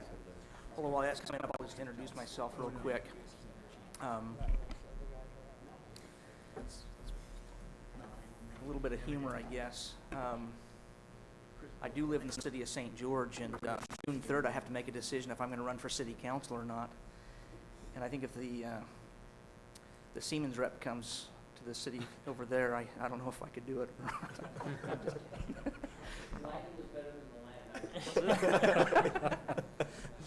That's Are you considering a run? I actually am. I'm trying to convince my wife here to support me on that, and I think this kind of got shot down. This meeting may have The got best all part over. is the wives don't have to sit through them. That's what my wife says. She's like, I don't care as long as I don't have to sit through the meetings. So, Yeah. They get to pick and choose what they criticize, just like. yep. I just shift this over here. You know, I only live in St. George by 2 blocks, and Kenny's been trying to get me to move that's right. for a I'll tell you long what, see time. if you can adjust that city boundary line. We were just discussing Well, that. Can you, that's what can I you was drive that? I was like, if you can annex 2450. Exactly. We've talked about it. We have. We'll support your campaign. It just goes on the ridge line. Where Let's build it up there. Trying to figure out why this won't. For some reason, I use this as a split screen at the office, and I think that I'm having an issue there. So I'm just going to present it as you see it up there. It won't be very technical. But I own and operate a company called Escape to St. George. Escape Properties is the legal name. We operate vacation homes everywhere in the county, from Virgin all the way out to Ivans. So it's kind of a county concept here, but like most cities, the city of Washington has some code that prevents nightly rentals in non-zoned areas. And I look at this as a good problem to have, in the sense that I'm trying to present a solution not just to the city of Washington, but to all cities that have the ongoing issue, because I don't believe that nightly rentals are going to go away. They're always going to be out there. They've been out there for years, and I think the current approach isn't really solving that problem going away. And as I look to see, well, what are the problems that are out there, or why won't they go away? The nature of our area of Washington County is such that, we're classified as a resort county. We're one of 2 counties that are classified as that in the state, because the high number of people who buy second homes in the area. We're constantly growing as a county in a regional, national, and international destination. I don't see any of the communities not wanting that type of growth. It seems to be that, all cities are looking to grow in that respect. But we're seeing in the last few years a consumer demand growing out there more and more for nightly vacation rentals in a home environment rather than an apartment style environment. We're seeing more and more consumers vacationing as groups rather than just by themselves as an individual. And I also perceive that the property taxation for non-residents in the 2 resort counties in the state also contribute to some of the decision making there. A person who owns a second home in Washington County has a higher tax, I'll call it a burden, but it's a higher tax valuation because of their residential versus non-residential status. And so a lot of the people who own second homes here, after purchasing, after the excitement of owning a second home is worn off, and now they realize that their tax bill is much higher, they look to say, well, how can I offset that cost out there? So they look to other directions. But also, the vacation home business model is a very simple business model. It has a lot of broad-based appeal to innovative or creative people in how to generate a revenue on that. One question for you, Lee. Sure. What do you see being in the business is driving that consumer demand? Is it because of costs, or is it? Experience more so. The cost is actually a benefit because if they, have 2 or 3 families share a cost of a home, their cost per family is lower than renting multiple. But if they're doing that, you're looking at people who are coming to spend a week, not just a night per se. They're spending, on average, we see about a 3-night average 3 nights, okay. versus So a it isn't 1-night just a average at a one-night- typical hotel. One night situation, okay? Yeah. Because I could see that in a longer stay period, like you say, groups vacationing together, liking this type of a residence versus a motel situation. But for those that are in a one night, to me, Yeah, I in the just one don't see night. that being a different. In fact, we'll get to it in a later slide, but people often ask me, does the vacation home industry impact negatively the hotel industry? Because the hotels produce a tax revenue for cities that cities like because it's 11.5% instead of 6.25% tax Sure. structure. But I've paid that 11.5% or something close to that when I've rented properties in, say, Park City Mm-hmm. for 5 days or a week or whatever, and there was a separate line item for the luxury tax or hotel tax or the whatever hotel they tax is call what it. we call it. That's correct. But it was existed on there. it wasn't in a hotel. It was a townhome. Right, and that's one of the challenges we have. The way the current city codes are structured, if a homeowner wants to rent their house out by the night, the way the code's written right now, they can't go out and get a business license. So they may or may not collect that tax. And if they do collect it, they may or may not pay the tax to the proper authority. And therefore, that's one of the challenges I see out there is pushing that revenue stream for a community elsewhere where it should, in the different places where it should be. So the cities aren't benefiting from If it. the city Can I- regulated and licensed it, they would charge the higher tax rate, and they certainly got paid. And that's one of the components here in my presentation is creating an environment where a homeowner can go and get properly licensed, where they can then collect that tax and distribute it. In our company, we've always collected that tax, and we do distribute it to the cities, even though some of the homes we operate are not zoned as such. But we've collected that, and we pay it to this state. They distribute it back down through the county. Now, this to is the cities. transient room tax, correct? That is correct. Now, am I correct in understanding, having kind of come from that arena as well, that is a restricted tax use? We cannot use it for the general fund. It has to be used for tourism promotion and other things. That's the way it used to be written. You could not just drop it into the general fund. Well, It was a restricted tax. As the tax collector, my role as a business person when I operate, I bring tourism into the area, I collect the tax. Where it goes from there when I pay the check to the state, I have no idea Oh, where I it understand. goes I just to. wondered, do you know if that's still the case, that the transient room tax is a restricted tax on usage? Because I know it Yeah. used to be. I am We not could not sure on just- that. I'd be happy to do some research on it. No, I think it'd be simple. Yeah. I just wondered if you knew. It'd be simple for us to pull out the statute. I just didn't know if you All I know is I write a large check every quarter, and it magically goes someplace. But I do agree with Yeah. you with respect to the fact that if they're not going to get licensed, they're not going to get an employee identification code or a tax code, and it's not going to happen. Yeah, I and do so, agree with that. and so I look at the cities that, you know, in the city of Virgin, Washington, St. George, they all experience that. We all put certain dollars into attracting people into our communities to spend money, whether it's in our restaurants or hotels or whatever, Or economic development. in our economic development. When a homeowner rents out their house and they aren't collecting that tax, it now impacts a whole community. It's not just a single person being impacted out there. And so I appreciate that insight there. Any other questions before I go on that? Let me bounce here. Gotta find my mouse again. Or I'll just do it the old-fashioned way here, maybe. There it goes. So we kind of tapped on a little bit of how vacation homes operate just a little bit, but there is a benefit that these homes produce, and they're similar to what a hotel produces, just on a much smaller scale. They do produce incomes for our community. You know, landscapers, pool care companies, house cleaning, repair, maintenance, furniture sales, all of the auxiliary businesses that go in to support those on a smaller scale. They also increase, looking at the third bullet point, I've been in real estate. I started in Arizona many moons ago, and I moved to St. George just in time for the bubble to burst here. I escaped Phoenix in 2007 because it nosedived there, and I got here in 2008, and it nosedived here. You know, so maybe it's me, I don't know. But my observation is that the homes that had this unique property of being a vacation home, their values maintained. I mean, they did take a dip, but not to the degree that other real estate values did. They also bounced back faster. And when I look at a two-bedroom condo over at Sports Village in St. George that sells for $110,000, if it wasn't in that community and it was in a different part of our community, it would probably retail at about $60,000. And so I look at the valuation of real estate is significant in a vacation home out there. So those are some of the benefits that produces. I also have a bullet point here talking about the increased marketing of a community.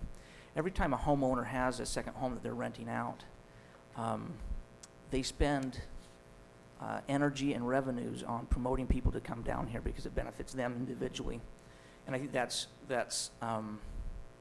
revenue that a community in itself doesn't have to exert, that other interested parties do so naturally. So there's some beneficial consequences to it.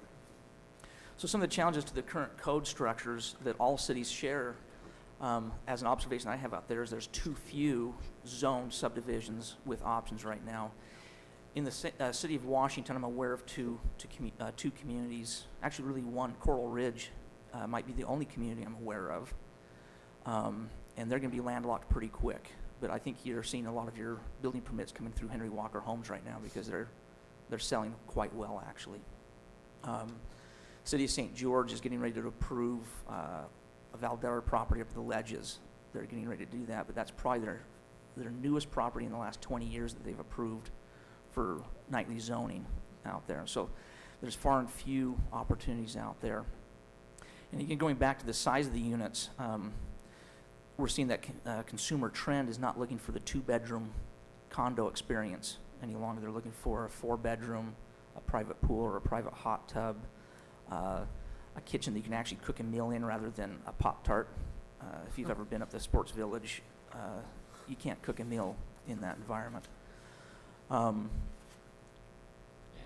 The current code pushes homeowners to rent under the radar, and code enforcement officers are tasked with trying to pursue those down. And looking at neighbors, as I've talked with a lot of neighbors where we have vacation properties established, we've gone around and talked to the neighbors to kind of inform them of what we're doing out there. A lot of neighbors are not bothered by the fact that there's a vacation home there. They're bothered by the fact that it's against the code, but they've never had a problem with the community or the vacationers coming down, because St. George does not attract, or the Washington County area does not attract what I'd call the typical spring break type crowd. We don't draw unruly groups into our communities. We're a family-oriented group. I look at the President's Cup that takes place in the city of Washington a great deal in soccer. That's the type of tourism that we're attracting and drawing to our community. I don't know if you guys have any questions on some of the challenges. I don't know if there's challenges that you guys have seen as a city council or as a city attorney or manager with the current code out there. As we kind of continue through here and maybe addressing some of that. I'll get into some numbers here real quick. Christine? Now, one of the challenges I have as a business person in presenting an idea to the city council is because a lot of the data isn't public information. It's hard to get exact figures. You know, I don't know all the homes that rent out. I just know that on particular weekends that our community's population grows by 15,000 people, and I can't get to my Walmart store as convenient as I used to. So a lot of this data I'm trying to extrapolate to get kind of a perspective of what I see out there as a potential of our community. And I based it off of 2010 census data to kind of get an idea of the city population, and I took just 5% of, I went to the county and I pulled all the tax data on the residential properties that are identified as primary residence versus non-primary. And there was 10,574 non-primary residences according to county records. And I just took a percentage of population to extrapolate. If I took 5% of those homes were being used as vacation properties based on the city's population, I'd estimate there's at least 530 properties in the greater St. George area that are used for nightly rentals. And I tried to extrapolate that out by cities. Now, I make that point specifically because I know that Hilldale is not really a destination for vacationers that I'm aware of. I know they got the cheese curd. Know the right groups. I just don't know the right groups. I got to broaden my perspective there, is what you're saying. But it starts to at least paint a picture of what the potential demographic of our community, that there could easily be 530 or more properties out there. City of Washington suggests there's 75 homes. I believe that number to be higher in the city of Washington, but I don't have a way of getting an exact number based on the way our ability to collect data is. But that being said, assuming that my figures are at least roughly close to what that figure is in the community, if you look at the county as a whole, we're missing out on a potential of $1.2 million a year in sales tax collection out there. What that really boils down to each city is a very soft number. I'm not sure how to get it any tighter than that.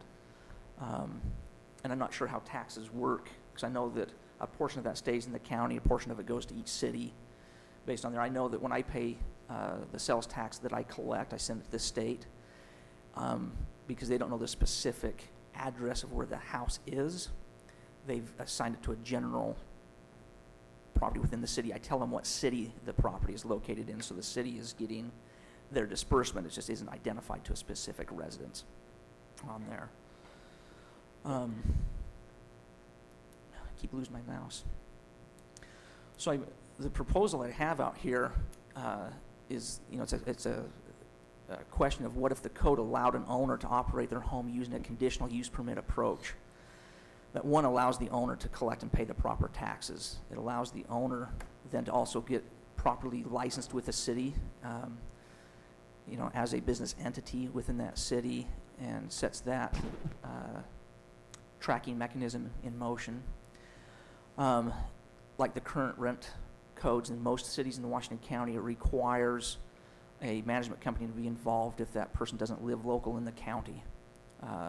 It makes sense because that kind of ties into one of the concerns that neighbors have is if they ever have a question or a concern about a home next door that may be used as a vacation home, is how do they get it resolved? If the person's up at 10:30 at night in the backyard in the pool making a little bit more noise than they should, how do they get it resolved? Right now they tax the city by calling up the police, and the police go out and they knock on the door politely, and it diverts a resource from there, rather than putting that burden upon the homeowner who has the vested interest to make sure that it operates smoothly within the community. There's ways to make that happen.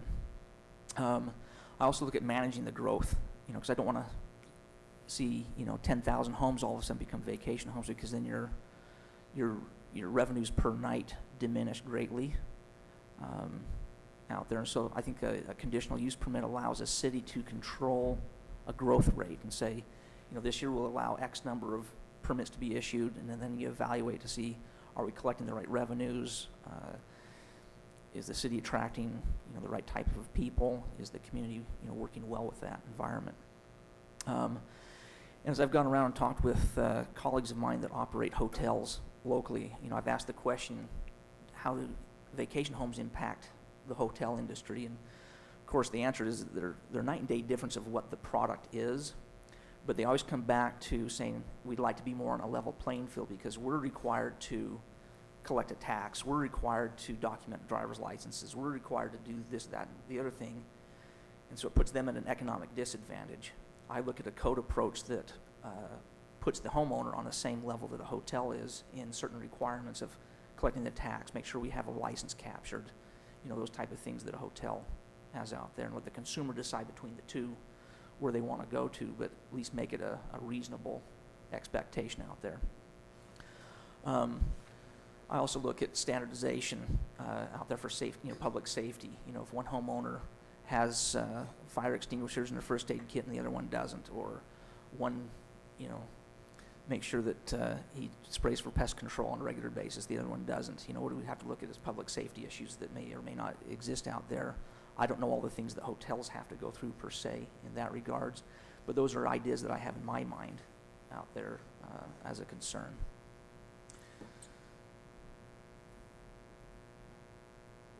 And so what I'm proposing as an entity is that I'm ready, willing, and able to work with city councils to look at amending codes or creating a conditional use permit and participate in public hearings, helping educate the public, helping answer questions, whatever we need to do to move forward on there with the intent of increasing revenues to our cities, providing economic opportunities to homeowners, improve our property values, and quite frankly increase tourism to our area because it benefits us all as a community out there. And so at this point I just kind of want to open up to some general questions, if I can find my mouse again. There it is. I don't know if the council has any. Yeah, I guess questions I've got a there. question. Yeah. Just, you talked about how these vacation rentals seem to increase the property values, and I guess I'm somewhat suspect of that merely because we've got an issue where a home is and the neighbors are complaining about that, thinking it's impacting the value due to noise and other problems. So, one, have you had any complaints from neighbors with the homes that you're renting out on these nightly rentals? I have had complaints out in Kayenta where sound travels quite heavily, even though they're on 1 acre lots. You sneeze in your backyard, your neighbors hear the echo for miles. That's against the Out there. CCNRs anyway. No sneezing after 10? You Yeah. can't sneeze in Canada. I can't imagine citizens Try and I'll- visit. complaining in KN. I'll give you a Disallowed. personal example that I've had, and I'm gonna share an example to answer part of that question, and then I'll give a couple more experiences there. But where my wife and I bought our house, I have one neighbor on the side that it's a second home for him that he lets people use periodically on weekends. The other side is also a winter visitor that's not there all the time except for 2 or 3 months out of the year. The gentleman who has the pool and lets his home be used, I know when people come there because I can hear them when I'm in my backyard. I can hear them in their backyard, but I don't have the experience of them being rowdy personally. The other neighbor, because he's not down as often, his front yard had 6-foot-tall weeds at a certain point in time that we went over and took care of. His front yard, part of the grass died because of poor watering. So when he sold his house 4 months ago, his price per square foot diminished my home's value. If I look to go and sell my value, my house right now, instead of getting $125 a square foot, I'm getting $99 to $103 a square foot on my valuation. Where the other side, he has it maintained by a company all the time. His pool doesn't attract malaria, you know, the mosquito abatement issues, I those guess type of let's- things. So let's that's just- one experience. Okay, yeah, and I'm just looking, if you look at, let's, apples to apples, you're in a nice neighborhood, everybody maintains their homes, but yet you have a nightly rental plopped in the middle of that. Do you still believe that increases everybody's value? I haven't seen it decrease it. I haven't seen an experience. I've had a home up in Green Springs that we operated up there.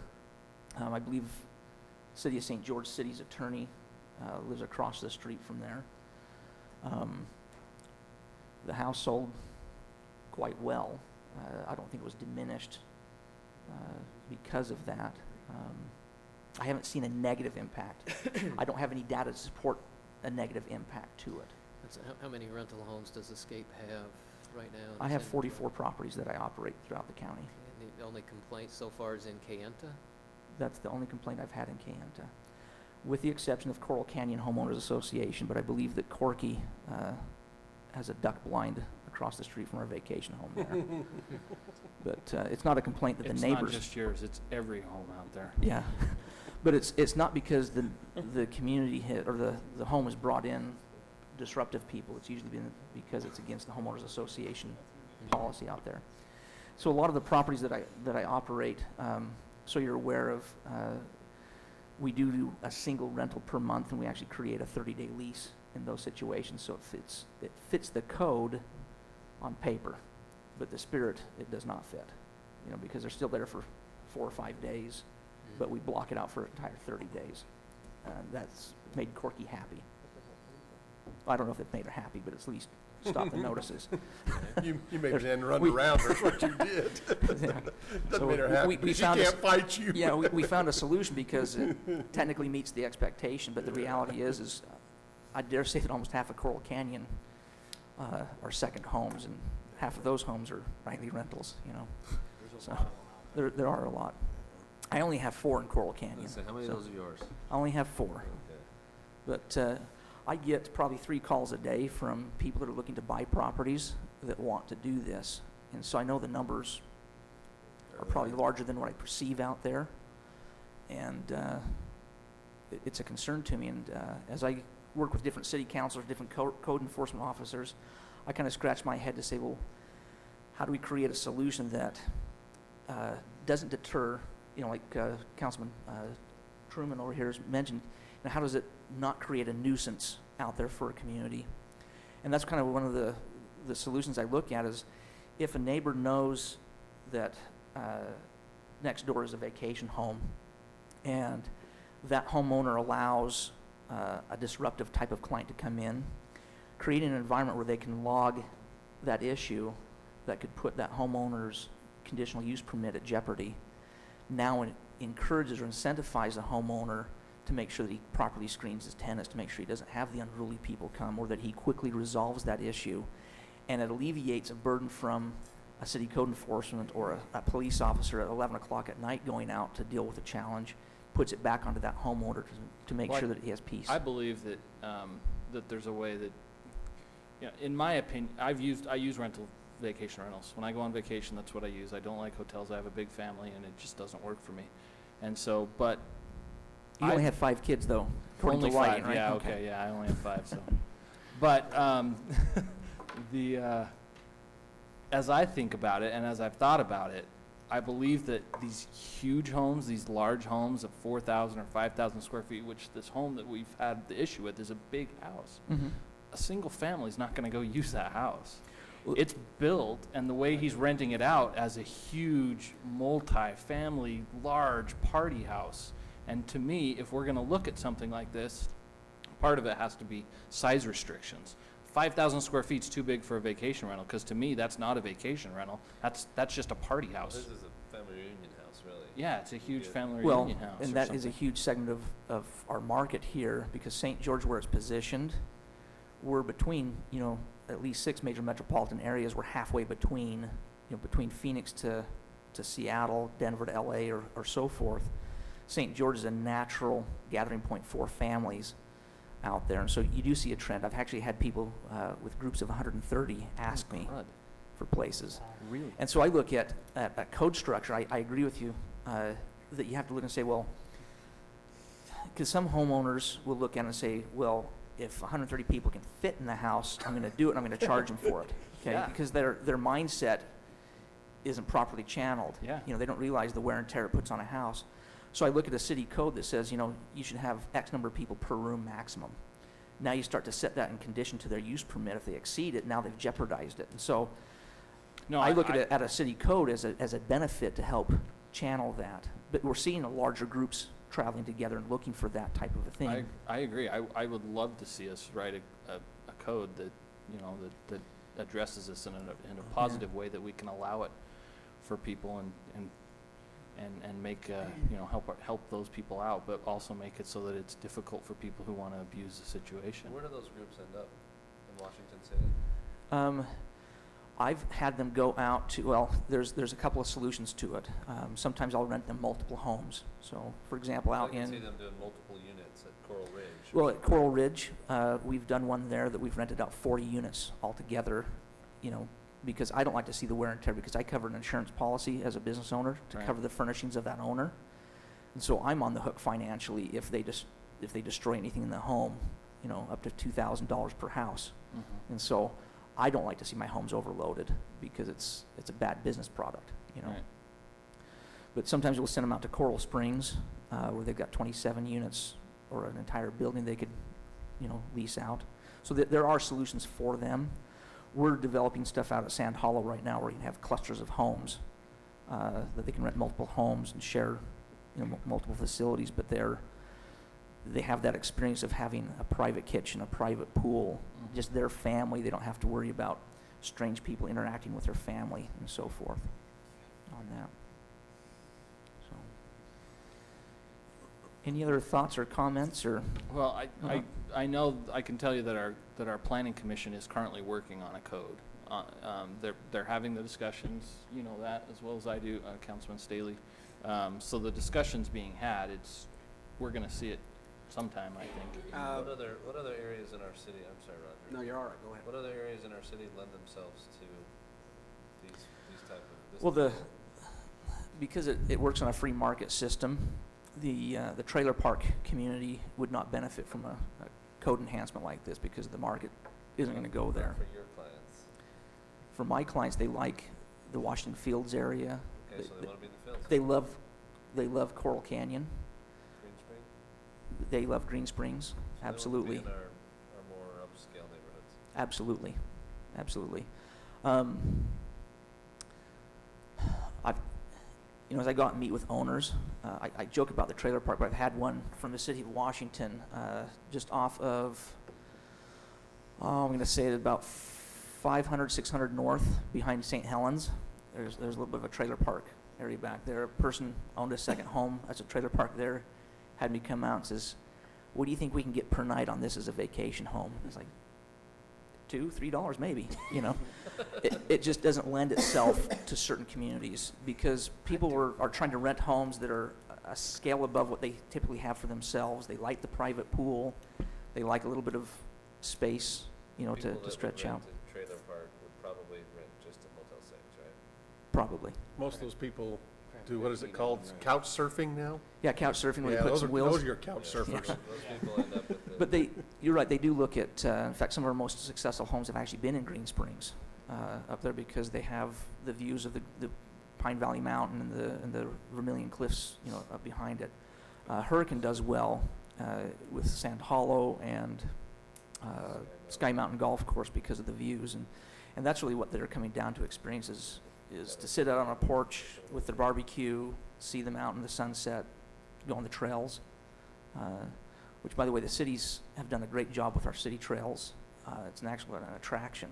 It's a component that we market out there for use on that. The question I had, and maybe either of the council members that work with the planning commission or yourself, does St. George have do they do a conditional use permit, or do they do an overlay zone?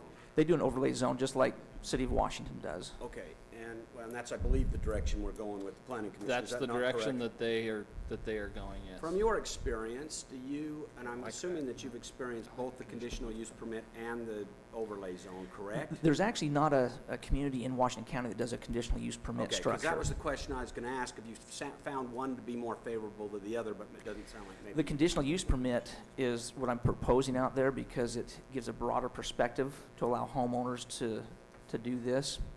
The economic overlay, the challenges I see there is because you have a developer who's trying to sell units, and so they build them small and tight, which is not what I'm seeing the consumers demand, looking for. They're looking for a little bit more of a single-family home, a little bit more space, more privatization, where you look at Coral Ridge, they have a single pool, and they're just building townhome communities around there. They have some good-sized units. We have 2 units in there that do quite well, but they're now starting to develop really small 3-bedroom units on the backside that, from a cost per night, isn't an advantage to a homeowner to invest in as a business model. Do they have any units up in the Mill Creek Springs area? I have units in Mill Creek Springs, That's right. but they don't have any up there as an economic spot right there. So I actually, I love this idea better than the overlay zone, my personal Well, opinion. Well, the reason I ask, of course, conditional uses are a little problematic. They have problems associated with them too. Yeah. And that is, they're probably more subject to challenge, conditional use permits, if they're not very clear and equally applied and all those things. So I can see where conditional use permits can be more specific to the home versus the overlay zone. Mhm. So I see some advantages. There are some disadvantages to the conditional and I use haven't had permit. experiences with a conditional use permit, so I don't know what the disadvantages are. But I think it's a good idea to take a look at to see Yeah, how many they. cities are actually getting away from conditional use permits across the board. They're Okay. just writing them in the codes. What they want in the code, they put in the code, they get rid of conditional use permits because you run a much higher risk under arbitrary and capricious enforcement Okay. or grant, whatever. That runs into more of a problem. But I can see where they can become very specific to homes too, and you have maybe a little bit more control over a specific. Yeah, that's the thing that I like, is the fact that, you can take care of parking issues and say, is there substantial parking for the, some homes that you're gonna have 30 people there, some are only gonna have 6 people there, depending on the size of the home, and so you Yeah. can. Or kinda trailers and- Exactly, you can individualize some of those things through your conditional use to say, this kind of fits the neighborhood, here's the conditions we need to place on that because of the effects of the neighborhood versus, you got one that's on the end of Green Springs, the last house out there, the conditions would be totally different than what they would be in the middle of another neighborhood. And they can change as an environment changes as well, because it gives you flexibility, is how I perceive it. It might Well, work the thing that I today. like there too is that, if you don't perform, you lose the opportunity. Yeah. And that's, I'm gonna say, if you're bringing a destructive element to the neighborhood, we can take it away from you. Yeah. Now, Well, I that think may the come other- with some challenges, but. Yeah, the other value of the overlay zone, of course, is it's less of a burden on somebody like you than a conditional use permit.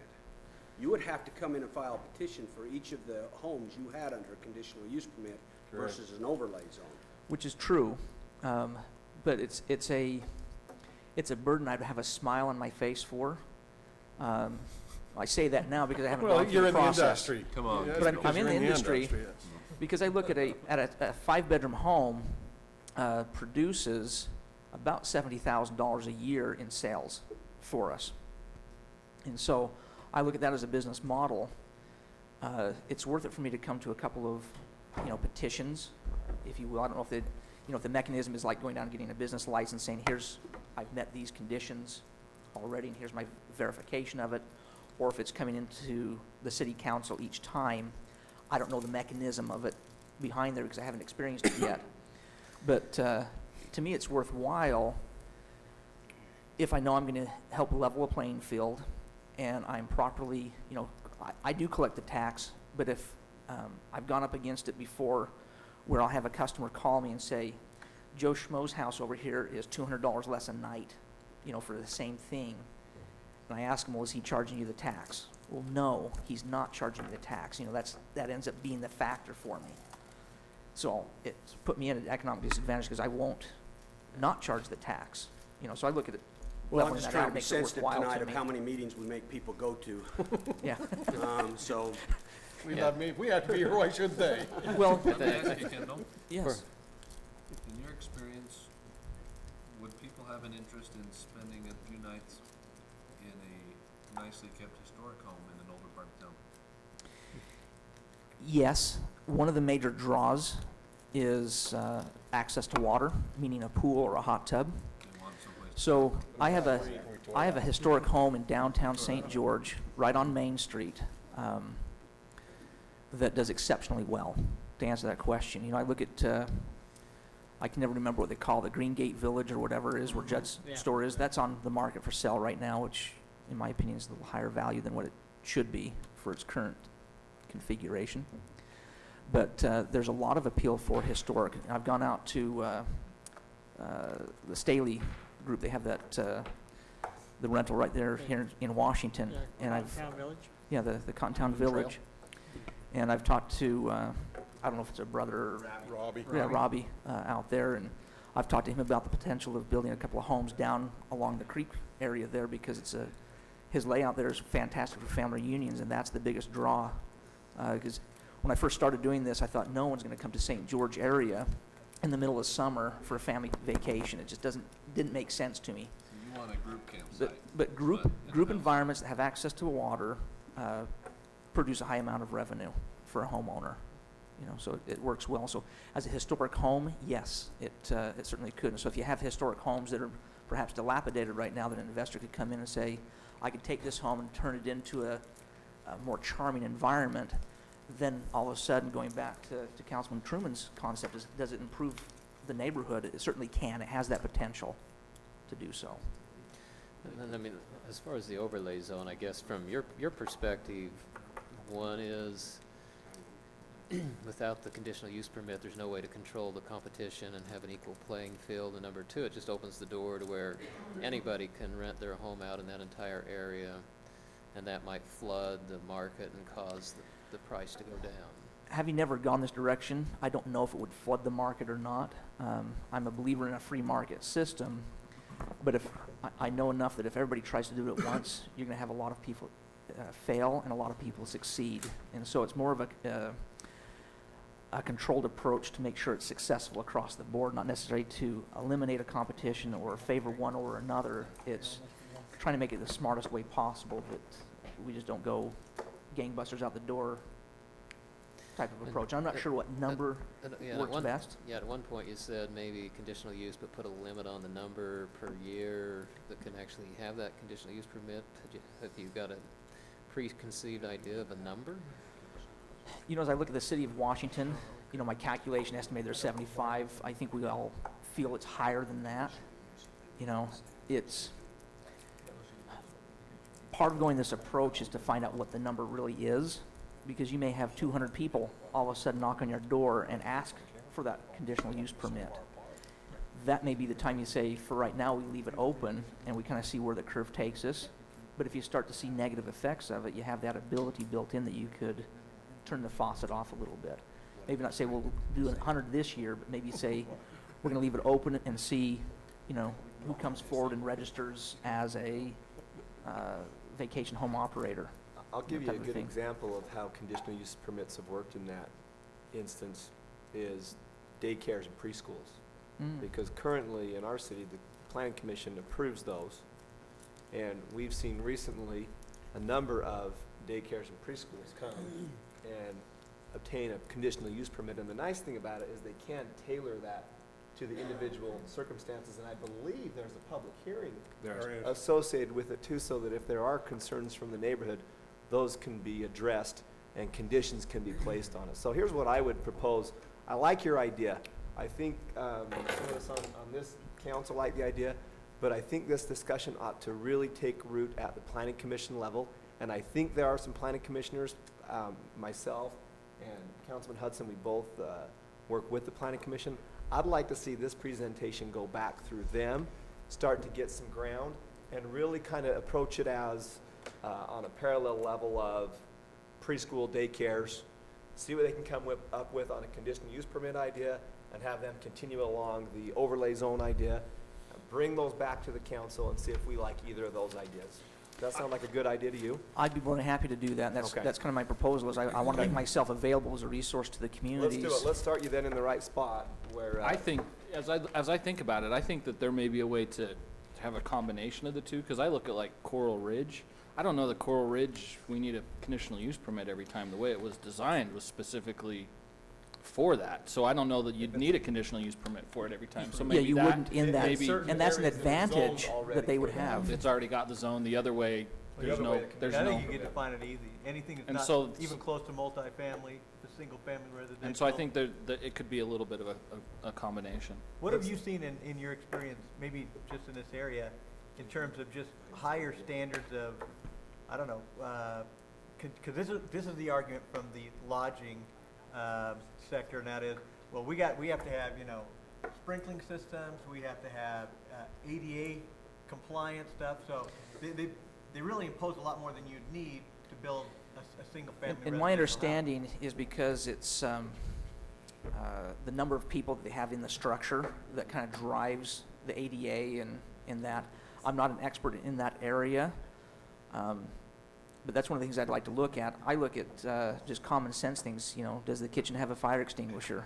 Is there a first aid kit in case someone, cuts themselves that is readily available? What's the question, are any of these other jurisdictions who may be imposing a tax at this point, maybe it's only St. George, are they imposing anything different in terms of just their, Well, I haven't Code? presented this to this level yet to St. George. I just started working with Councilman Hughes over there to so do right the now same they thing. don't necessarily have anything other than, here's the process. You were more advanced than St. George is at this point.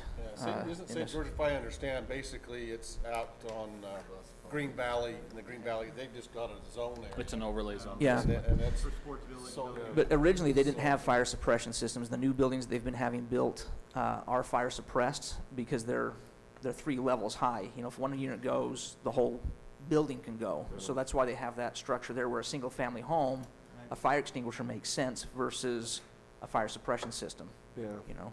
But really, this is a good conversation, and big picture stuff, this is a good start, but the reality, a lot of these detailed questions, they need to go back to the planning commission. Yes. This isn't the venue tonight to hash out a whole ordinance. So I would ask, manager, can you put him in touch with Drew and help him get on the Yeah, agenda for a future? and I absolutely agree. I think a couple of your suggestions, because I love a management firm within the county if they don't reside here. Exactly. The standardized public safety protocols, I think those are outstanding, and I think our planning commission really ought to hear that at this point. I think they're fantastic. Well, I appreciate I think it's a that. perfect time for it, because they haven't gotten They're too open to it far as well. into So are we. the So Right process. now, they got time, Yeah. and that won't be there for long, I don't think. When does your planning commission usually meet? They're on the Next- first and third Wednesday. Wednesdays. Wednesdays, okay. So Wednesdays are next good week. for They're me. always off us. Okay. Next Wednesday. Okay. So would you give my information to them and they'll just contact me? Or Yeah, I'll have if the you can- secretary Okay. contact. That'd be great. Well, I certainly appreciate taking some time with the city council. This is exactly what I wanted to accomplish, is how do I move this concept forward? How do we, solve a problem out there and make our community stronger and better out there? Any other questions or? Kendall, you. thank you. That was a Thank wealth you of for what you brought information to for us. us. There's some great Alrighty. ideas. And I'll let you know on June 3rd if I decide to run for city council. on Get that. going. The other way. See you. Thank you again. Mayor, can we take a few minutes to Hey, use let's the take a- restroom possibly? 5-minute break. That'd be wonderful, thank you. Heavens, I wanted to keep them holding it so they'd make this last item go fast. That ain't gonna happen.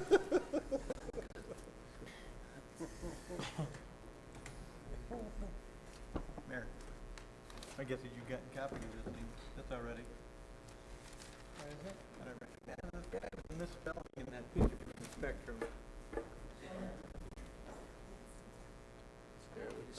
Oh, this is my special needs group. We did a. We had full pancards. Oh, where did you do Good to that? see you. Thank you. Absolutely. Mayor, where did you do that? When? Where did you do it with that group? We go over to Bloomington Hills off Fort Pierce. There's the chapel right there. Then there's that park. We take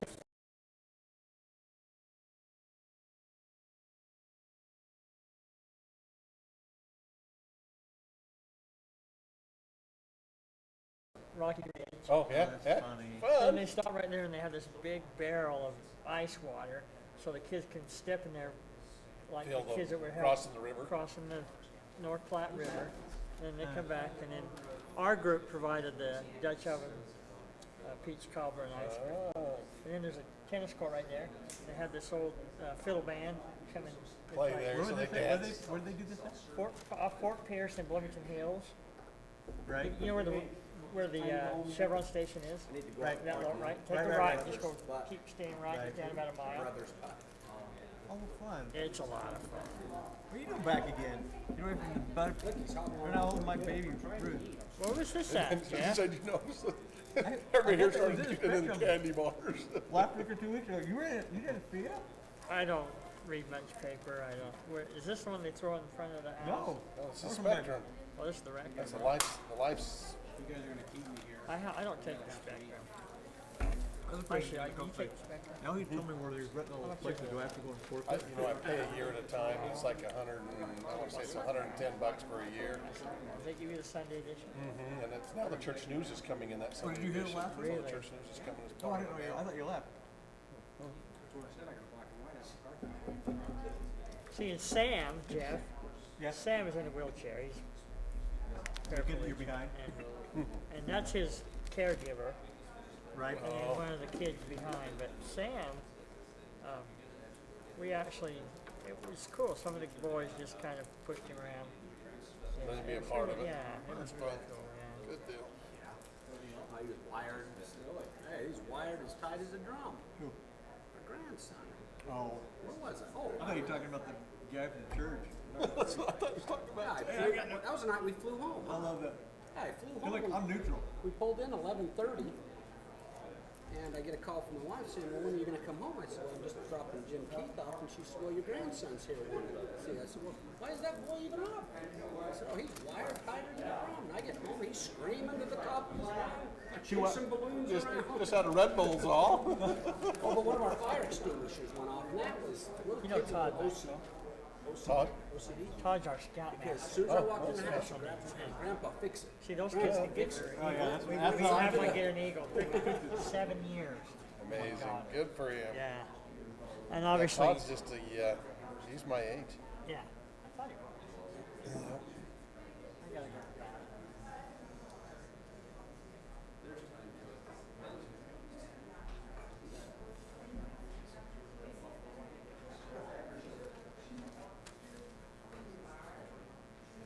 Oh, keep it over his. Here. Yeah, I got it for him. Okay.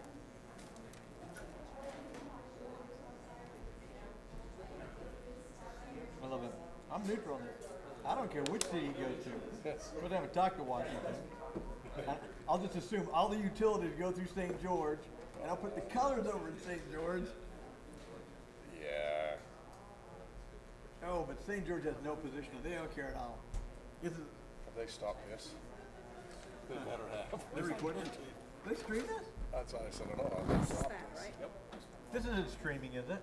Yeah, we stop now, But it's not recording. so it is still streaming. I'm sure it is. Well, I don't think that's anything just streaming, he it's didn't not understand from the discussion. If they're watching If it that's the live, they'll case, see it. If not, then they. I'm happy to take the position. That Did you guys see my email about this? I guess it was an agenda item, so. This is good. Yeah, and again, I hate us to even Next start. Wednesday start at those- noon. And those guys that work for St. George, we talked about it. They're kind of Salisbury. I'm gonna see if I can get off, but That's all I can it's see. not They're saying, my, we know their system. my boss is out of town, so that means I get to cover the store. We know what they expect out of us, so let's just get it in there. So I can see their design. But again, but I think the same thing, if they plan, let's You talk can't, about Washington. you can't undermine the, you can't undermine the statutory process. No, Look at what you I- guys have. No, I agree with you. I'm not saying that. What I'm saying is I think if they would find out, they don't have a problem. No, I And that's, guess. I mean, what they're saying now, we don't want to have to go get it. Oh, just text We it have to me or Are email. you sure? The major problem. The fact that probably- we don't, I'll to try just and say, call go ahead. But I do try to keep my calendar. So We got, well, I think we got citizens that say, you didn't even take a look at it. No, you have to. No, I think you have to. Oh, do you have that in your calendar? And you can't avoid, I mean, there's no way you can avoid the process. So even if everybody here thought, you know, this is much less of a headache, been taking. My thought was, I didn't bring it up, and I probably should have said, why don't we split the parcel? Make it 2 parcels. Split it down the middle. And again, Sell it half to one. and Tilton made If this it, thing's a buyer issue, Tilton made it approach it to the city. Until the 2 cities, find out about it. I mean, that, and I hate it when there seems to be this continuing position that somehow Washington and St. George's legislative bodies don't get along. I think that's so far off. Yeah, I agree. That's what I was gonna say. I mean, I think we could sit down very easily and discuss why we. I want to get on that committee. Because like I say, I mean, I'm looking at their parcel and down, and I'm saying, Wow, Office of the Governor. yeah, you give away their parcel because they're wrong, you're not gonna give it anything. But then you walk here with the folks, what really are you giving? You're giving away quite a bit out there of I think he is. the Fort Pierce. That's a lot of Where if property. you could develop it together, and all you did was kept it the way it is, they could do it without even having the fight for these parcels back Exactly, here. that's what I'm saying. And the assumption is somehow we don't get along. I mean, one, it's wrong, but two, by letting everybody else take charge of it, just let's, because we hear about it all anyway. It's just we never Okay, we ready? Believe it. we don't hear from the source. Start that up again. They're married counsel. Okay.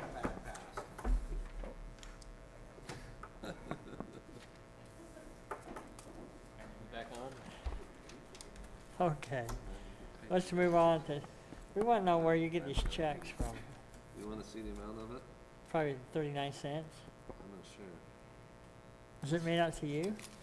The landfill committee Gets paid? Gets a pays you a stipend? per diem for going to those Oh. meetings, and so it's for my time and Oh. travel out to the landfill. Nice. Nice. Okay, we're going to move on to item number 5. I didn't know that when I requested it. That was just a perk. We can make that change next year, somebody else wants. It's not worth driving Item out there. 5, discussion and review of a policy for the Covington home. Councilman Staley asked to speak out Yeah. first on that. Mayor, council, if you wouldn't mind, I'd like to just maybe throw a little outline as a base for discussion and kind of a proposal of some of the Absolutely. things I have. If you mind, I'll stand there and present it. It's only 109 pages. Perfect. And then you can. That's less than Siemens. Exactly. Shorter than a preamble to Obamacare. Just a preamble? Just a preamble, right? Volume or preamble. So it kind of goes without saying that it was a pretty neat process when we purchased the Covington home. And we felt like it was the right thing to do. Made sense, things fell into place. That is way too small for me to see.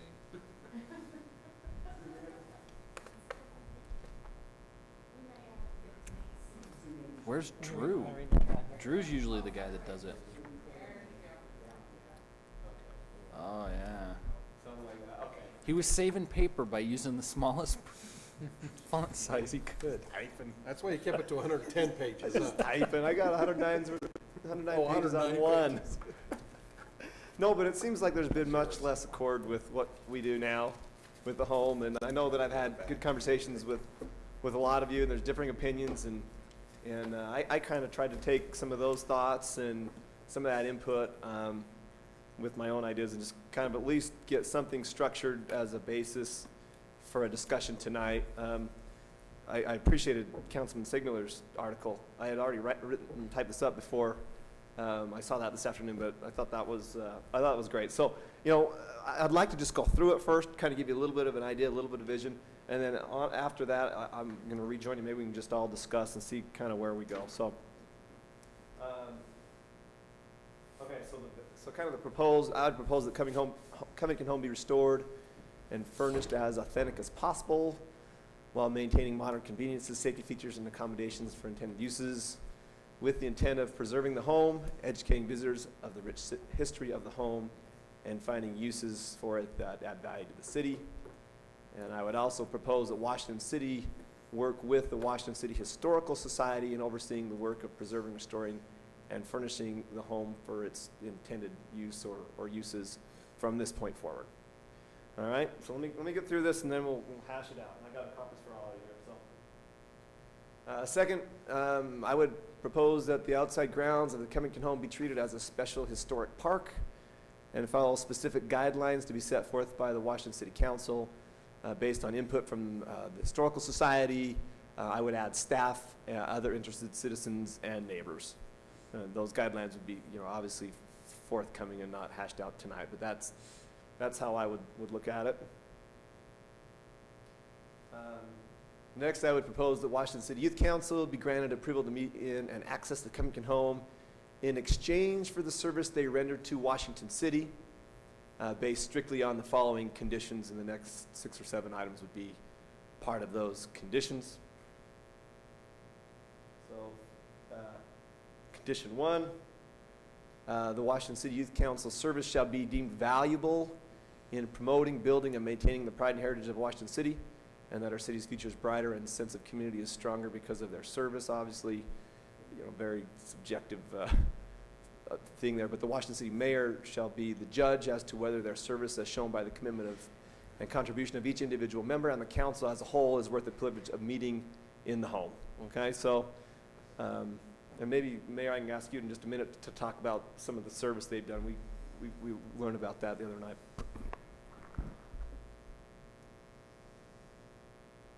Next, I would propose that the Washington City Youth Council create and follow a strict annual meeting and event schedule that includes specific dates, times, and purposes of use.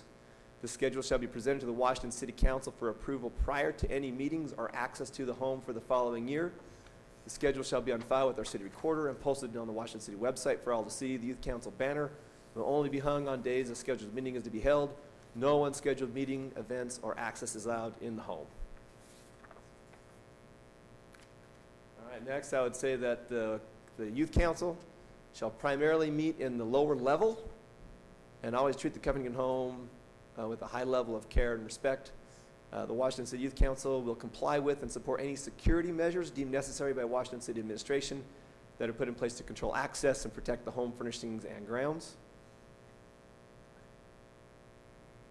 The Washington City Youth Council shall be tasked with gathering and preserving information about the history of the Covington home, including stories, pictures, artifacts, writings, and more, with the purpose of educating the community. The Washington City Youth Council shall organize guided tours of the home and incorporate regularly scheduled open house dates and times into their annual meeting and event schedule, where Washington City Youth Council members accompanied by an approved adult leader or Washington City Historical Society member shall give tours of the property and teach the history as part of their service to Washington City.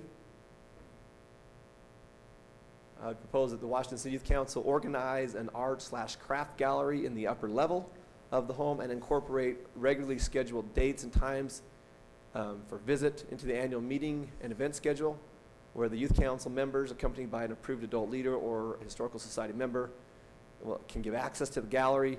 The Washington City Youth Council shall oversee and operate the gallery as part of their service to the city.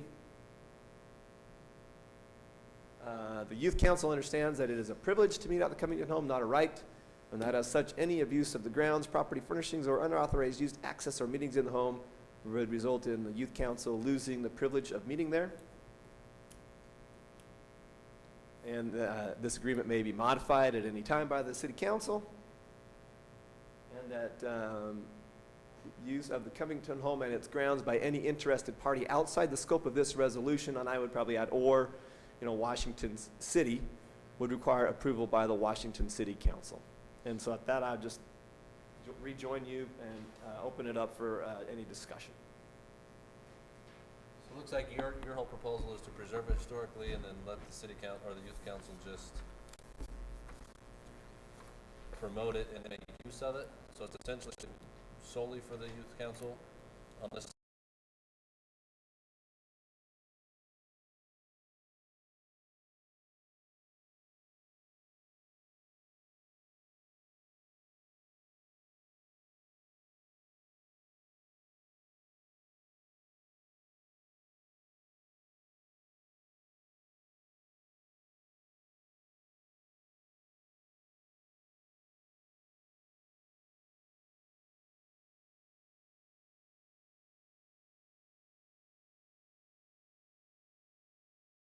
it's a table that they fit into, it's fairly small. So upstairs would be the. Upstairs is, bags. right now, yeah, upstairs right now obviously is a couple of bedrooms and a bathroom as upstairs is today.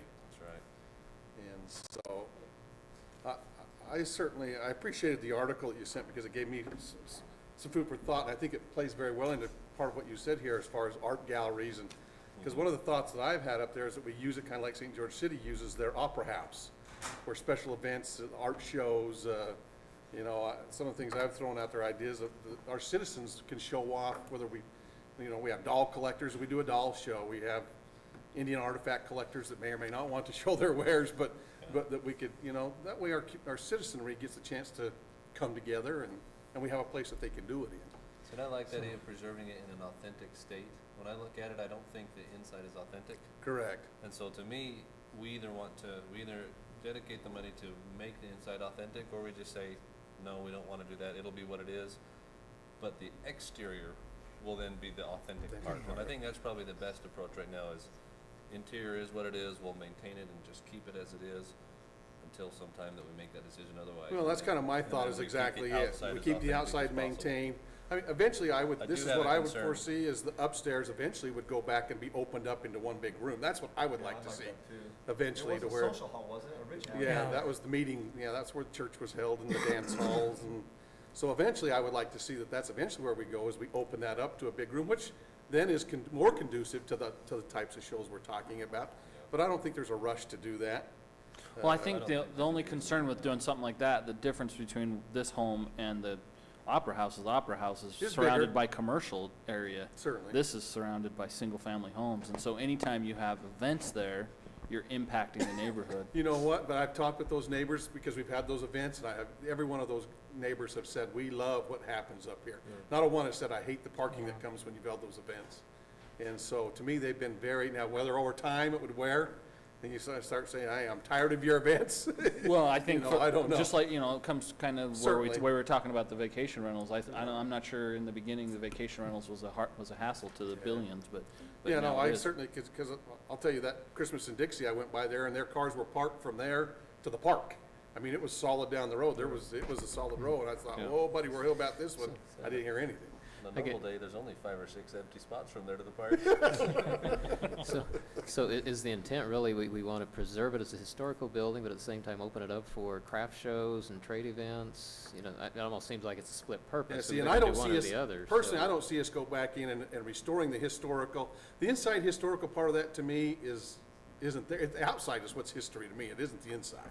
I guess that's what I look Well, at and I'm not- preserving is the I don't wanna exterior. spend the 100,000 it takes to get the inside back to historical at Well, this point. It's gonna cost a lot to make the outside back, and that's something that we have to look at. You look at, that roof's gonna have to be redone. It's Yeah, got well, I some think we're serious. certainly, first of all, I think this is great. It's a good start. Well, I think it's great for the simple fact that, at least from my perspective, I love the fact that we still have a desire to retain the home in whatever fashion necessary. I mean, the reality is this is our Mount Vernon for Washington City. This is the apex of where it all began here.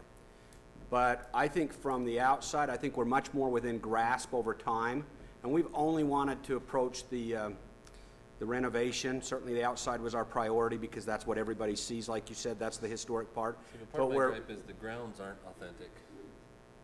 well, The waterfall, the stuff we've done and spent money on isn't authentic. Well, The only it's- thing left that's authentic is the structure itself. well, the trees and all that are thing. Matter of fact, we dated the tree. The tree is around 95 years old. You're talking the big pecan.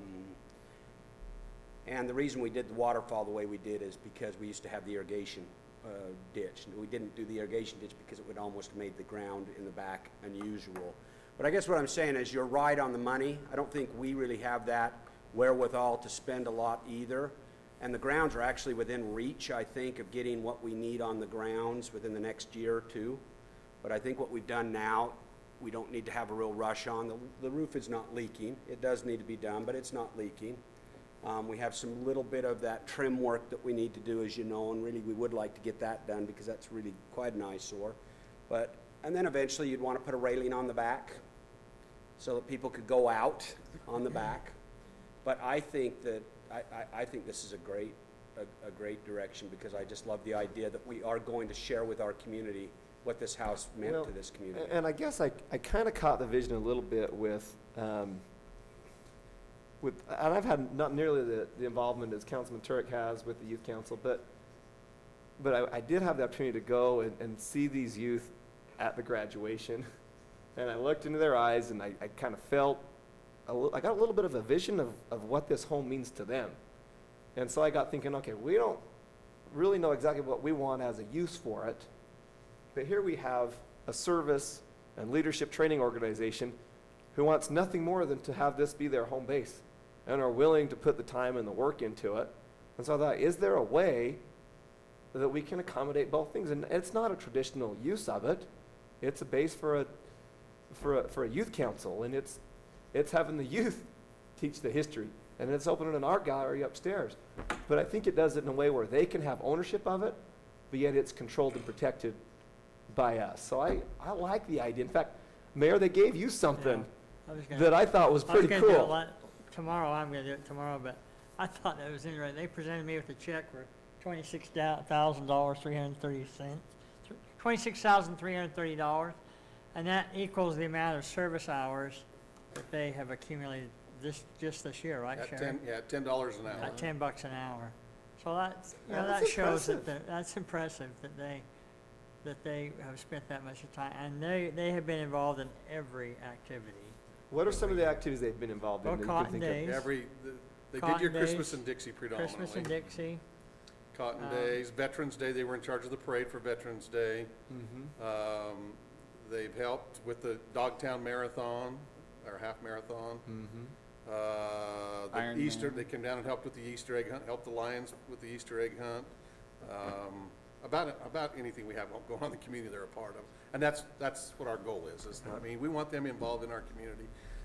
One of the things that I've loved that they've done is the tours up there, because they dressed in authentic, did any of you get a chance to go up and take those tours? They dressed in authentic costume, and they told the story. They told the Covington family story up there, which to me was huge, because they share it with the community, but I've got 15 kids now that know the history of that home, and it's right here in their hearts. And you Yeah. can sense that at graduation. You know? I think, if we look at the value of the property and we look at what we're doing for the men and women, there's that old saying, it's better to build boys and girls than to men and women. We're giving an opportunity to do that. Now the Covington home, that's an investment of the city. I think it's a good use for it with the stipulations that's put in there. I even think we could go a little farther and even allow them to do some of the work on the home to the I extent we think can they do would love that.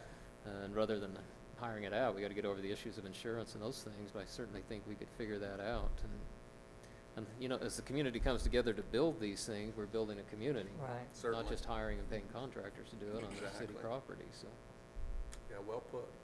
What do we do with the problem that we have, and it's not just with youth council, it happens with chambers of commerce and everything else, that they kind of ebb and flow. In fact, we had a time when ours went inactive. We'll just, depending on who the leaders and who the citizens are, I guess if our youth council's activity were to wane, we would essentially just need to reevaluate how we. Well, I think at how that this point, happens.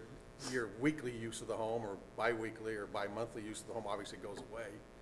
You still, to me, Well, there's still opportunities to open the home up to the community at certain events, and you just don't have the youth council that's part And of the way it. that, You pull on that the very community. first, or that second condition was that they create and follow an annual meeting and event schedule. And so that schedule's got to be approved by the council every year. And so that would give us opportunities each year to evaluate how effective they've been. Yeah, I would be a and- little and bit look at concerned that. with that, because sometimes they'll have, for instance, they'll form these committees to, and it isn't all the council, it's a committee of the council, to work on a certain project. For instance, we had a leadership retreat that there was a leadership committee formed on, and those kids will call a meeting of that committee. Sometimes it'll be at 6:30 or 7 o'clock at night.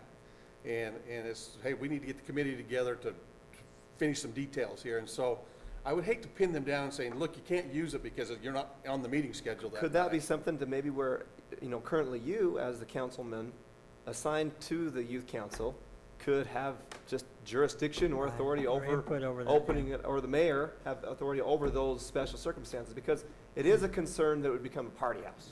And it Well, would and be too I think comfortable. that, to me, what we could do is put in there and say, you won't be in there without without an advisor with you, because there usually is an advisor whenever that committee's there. One of the advisors is meeting with that committee. So I don't think that you could ever just turn it loose and say kids can go in there. You'd always have to have an But advisor. you, which and I think then, we have to trust those advisors too, if we're gonna, I would, if they're with our youth, I would expect. you know, but yeah, you know what I'm saying though, we've got We're to not empower saying that. them if that's what, the direction we're going. Youth don't get keys, correct? Correct, they And don't. youth never will get keys, correct? I would agree with that. correct. Okay, because I trust the youth too, but I had a chance to be in a leadership position as a teenager, and I know what happens at leadership meetings. There's not a basketball court in there, Councilman Sigler. I was in those when there wasn't always, I you understand didn't what need a happens at basketball court. leadership meetings late at night. No, those keys are very guarded, partly because those advisors have got a lot invested in what's sitting in the house and protect and take care of it simply for that. I would simply state that I think that we're gonna have bigger and better uses than just youth council. Well, anytime I agree with you. And so I don't like that this policy is, in my opinion, clearly built just for the youth council. I think we can add in more language that it's, I mean, this type of, we would encourage any city group, any city organization that wants to come and promote the mission of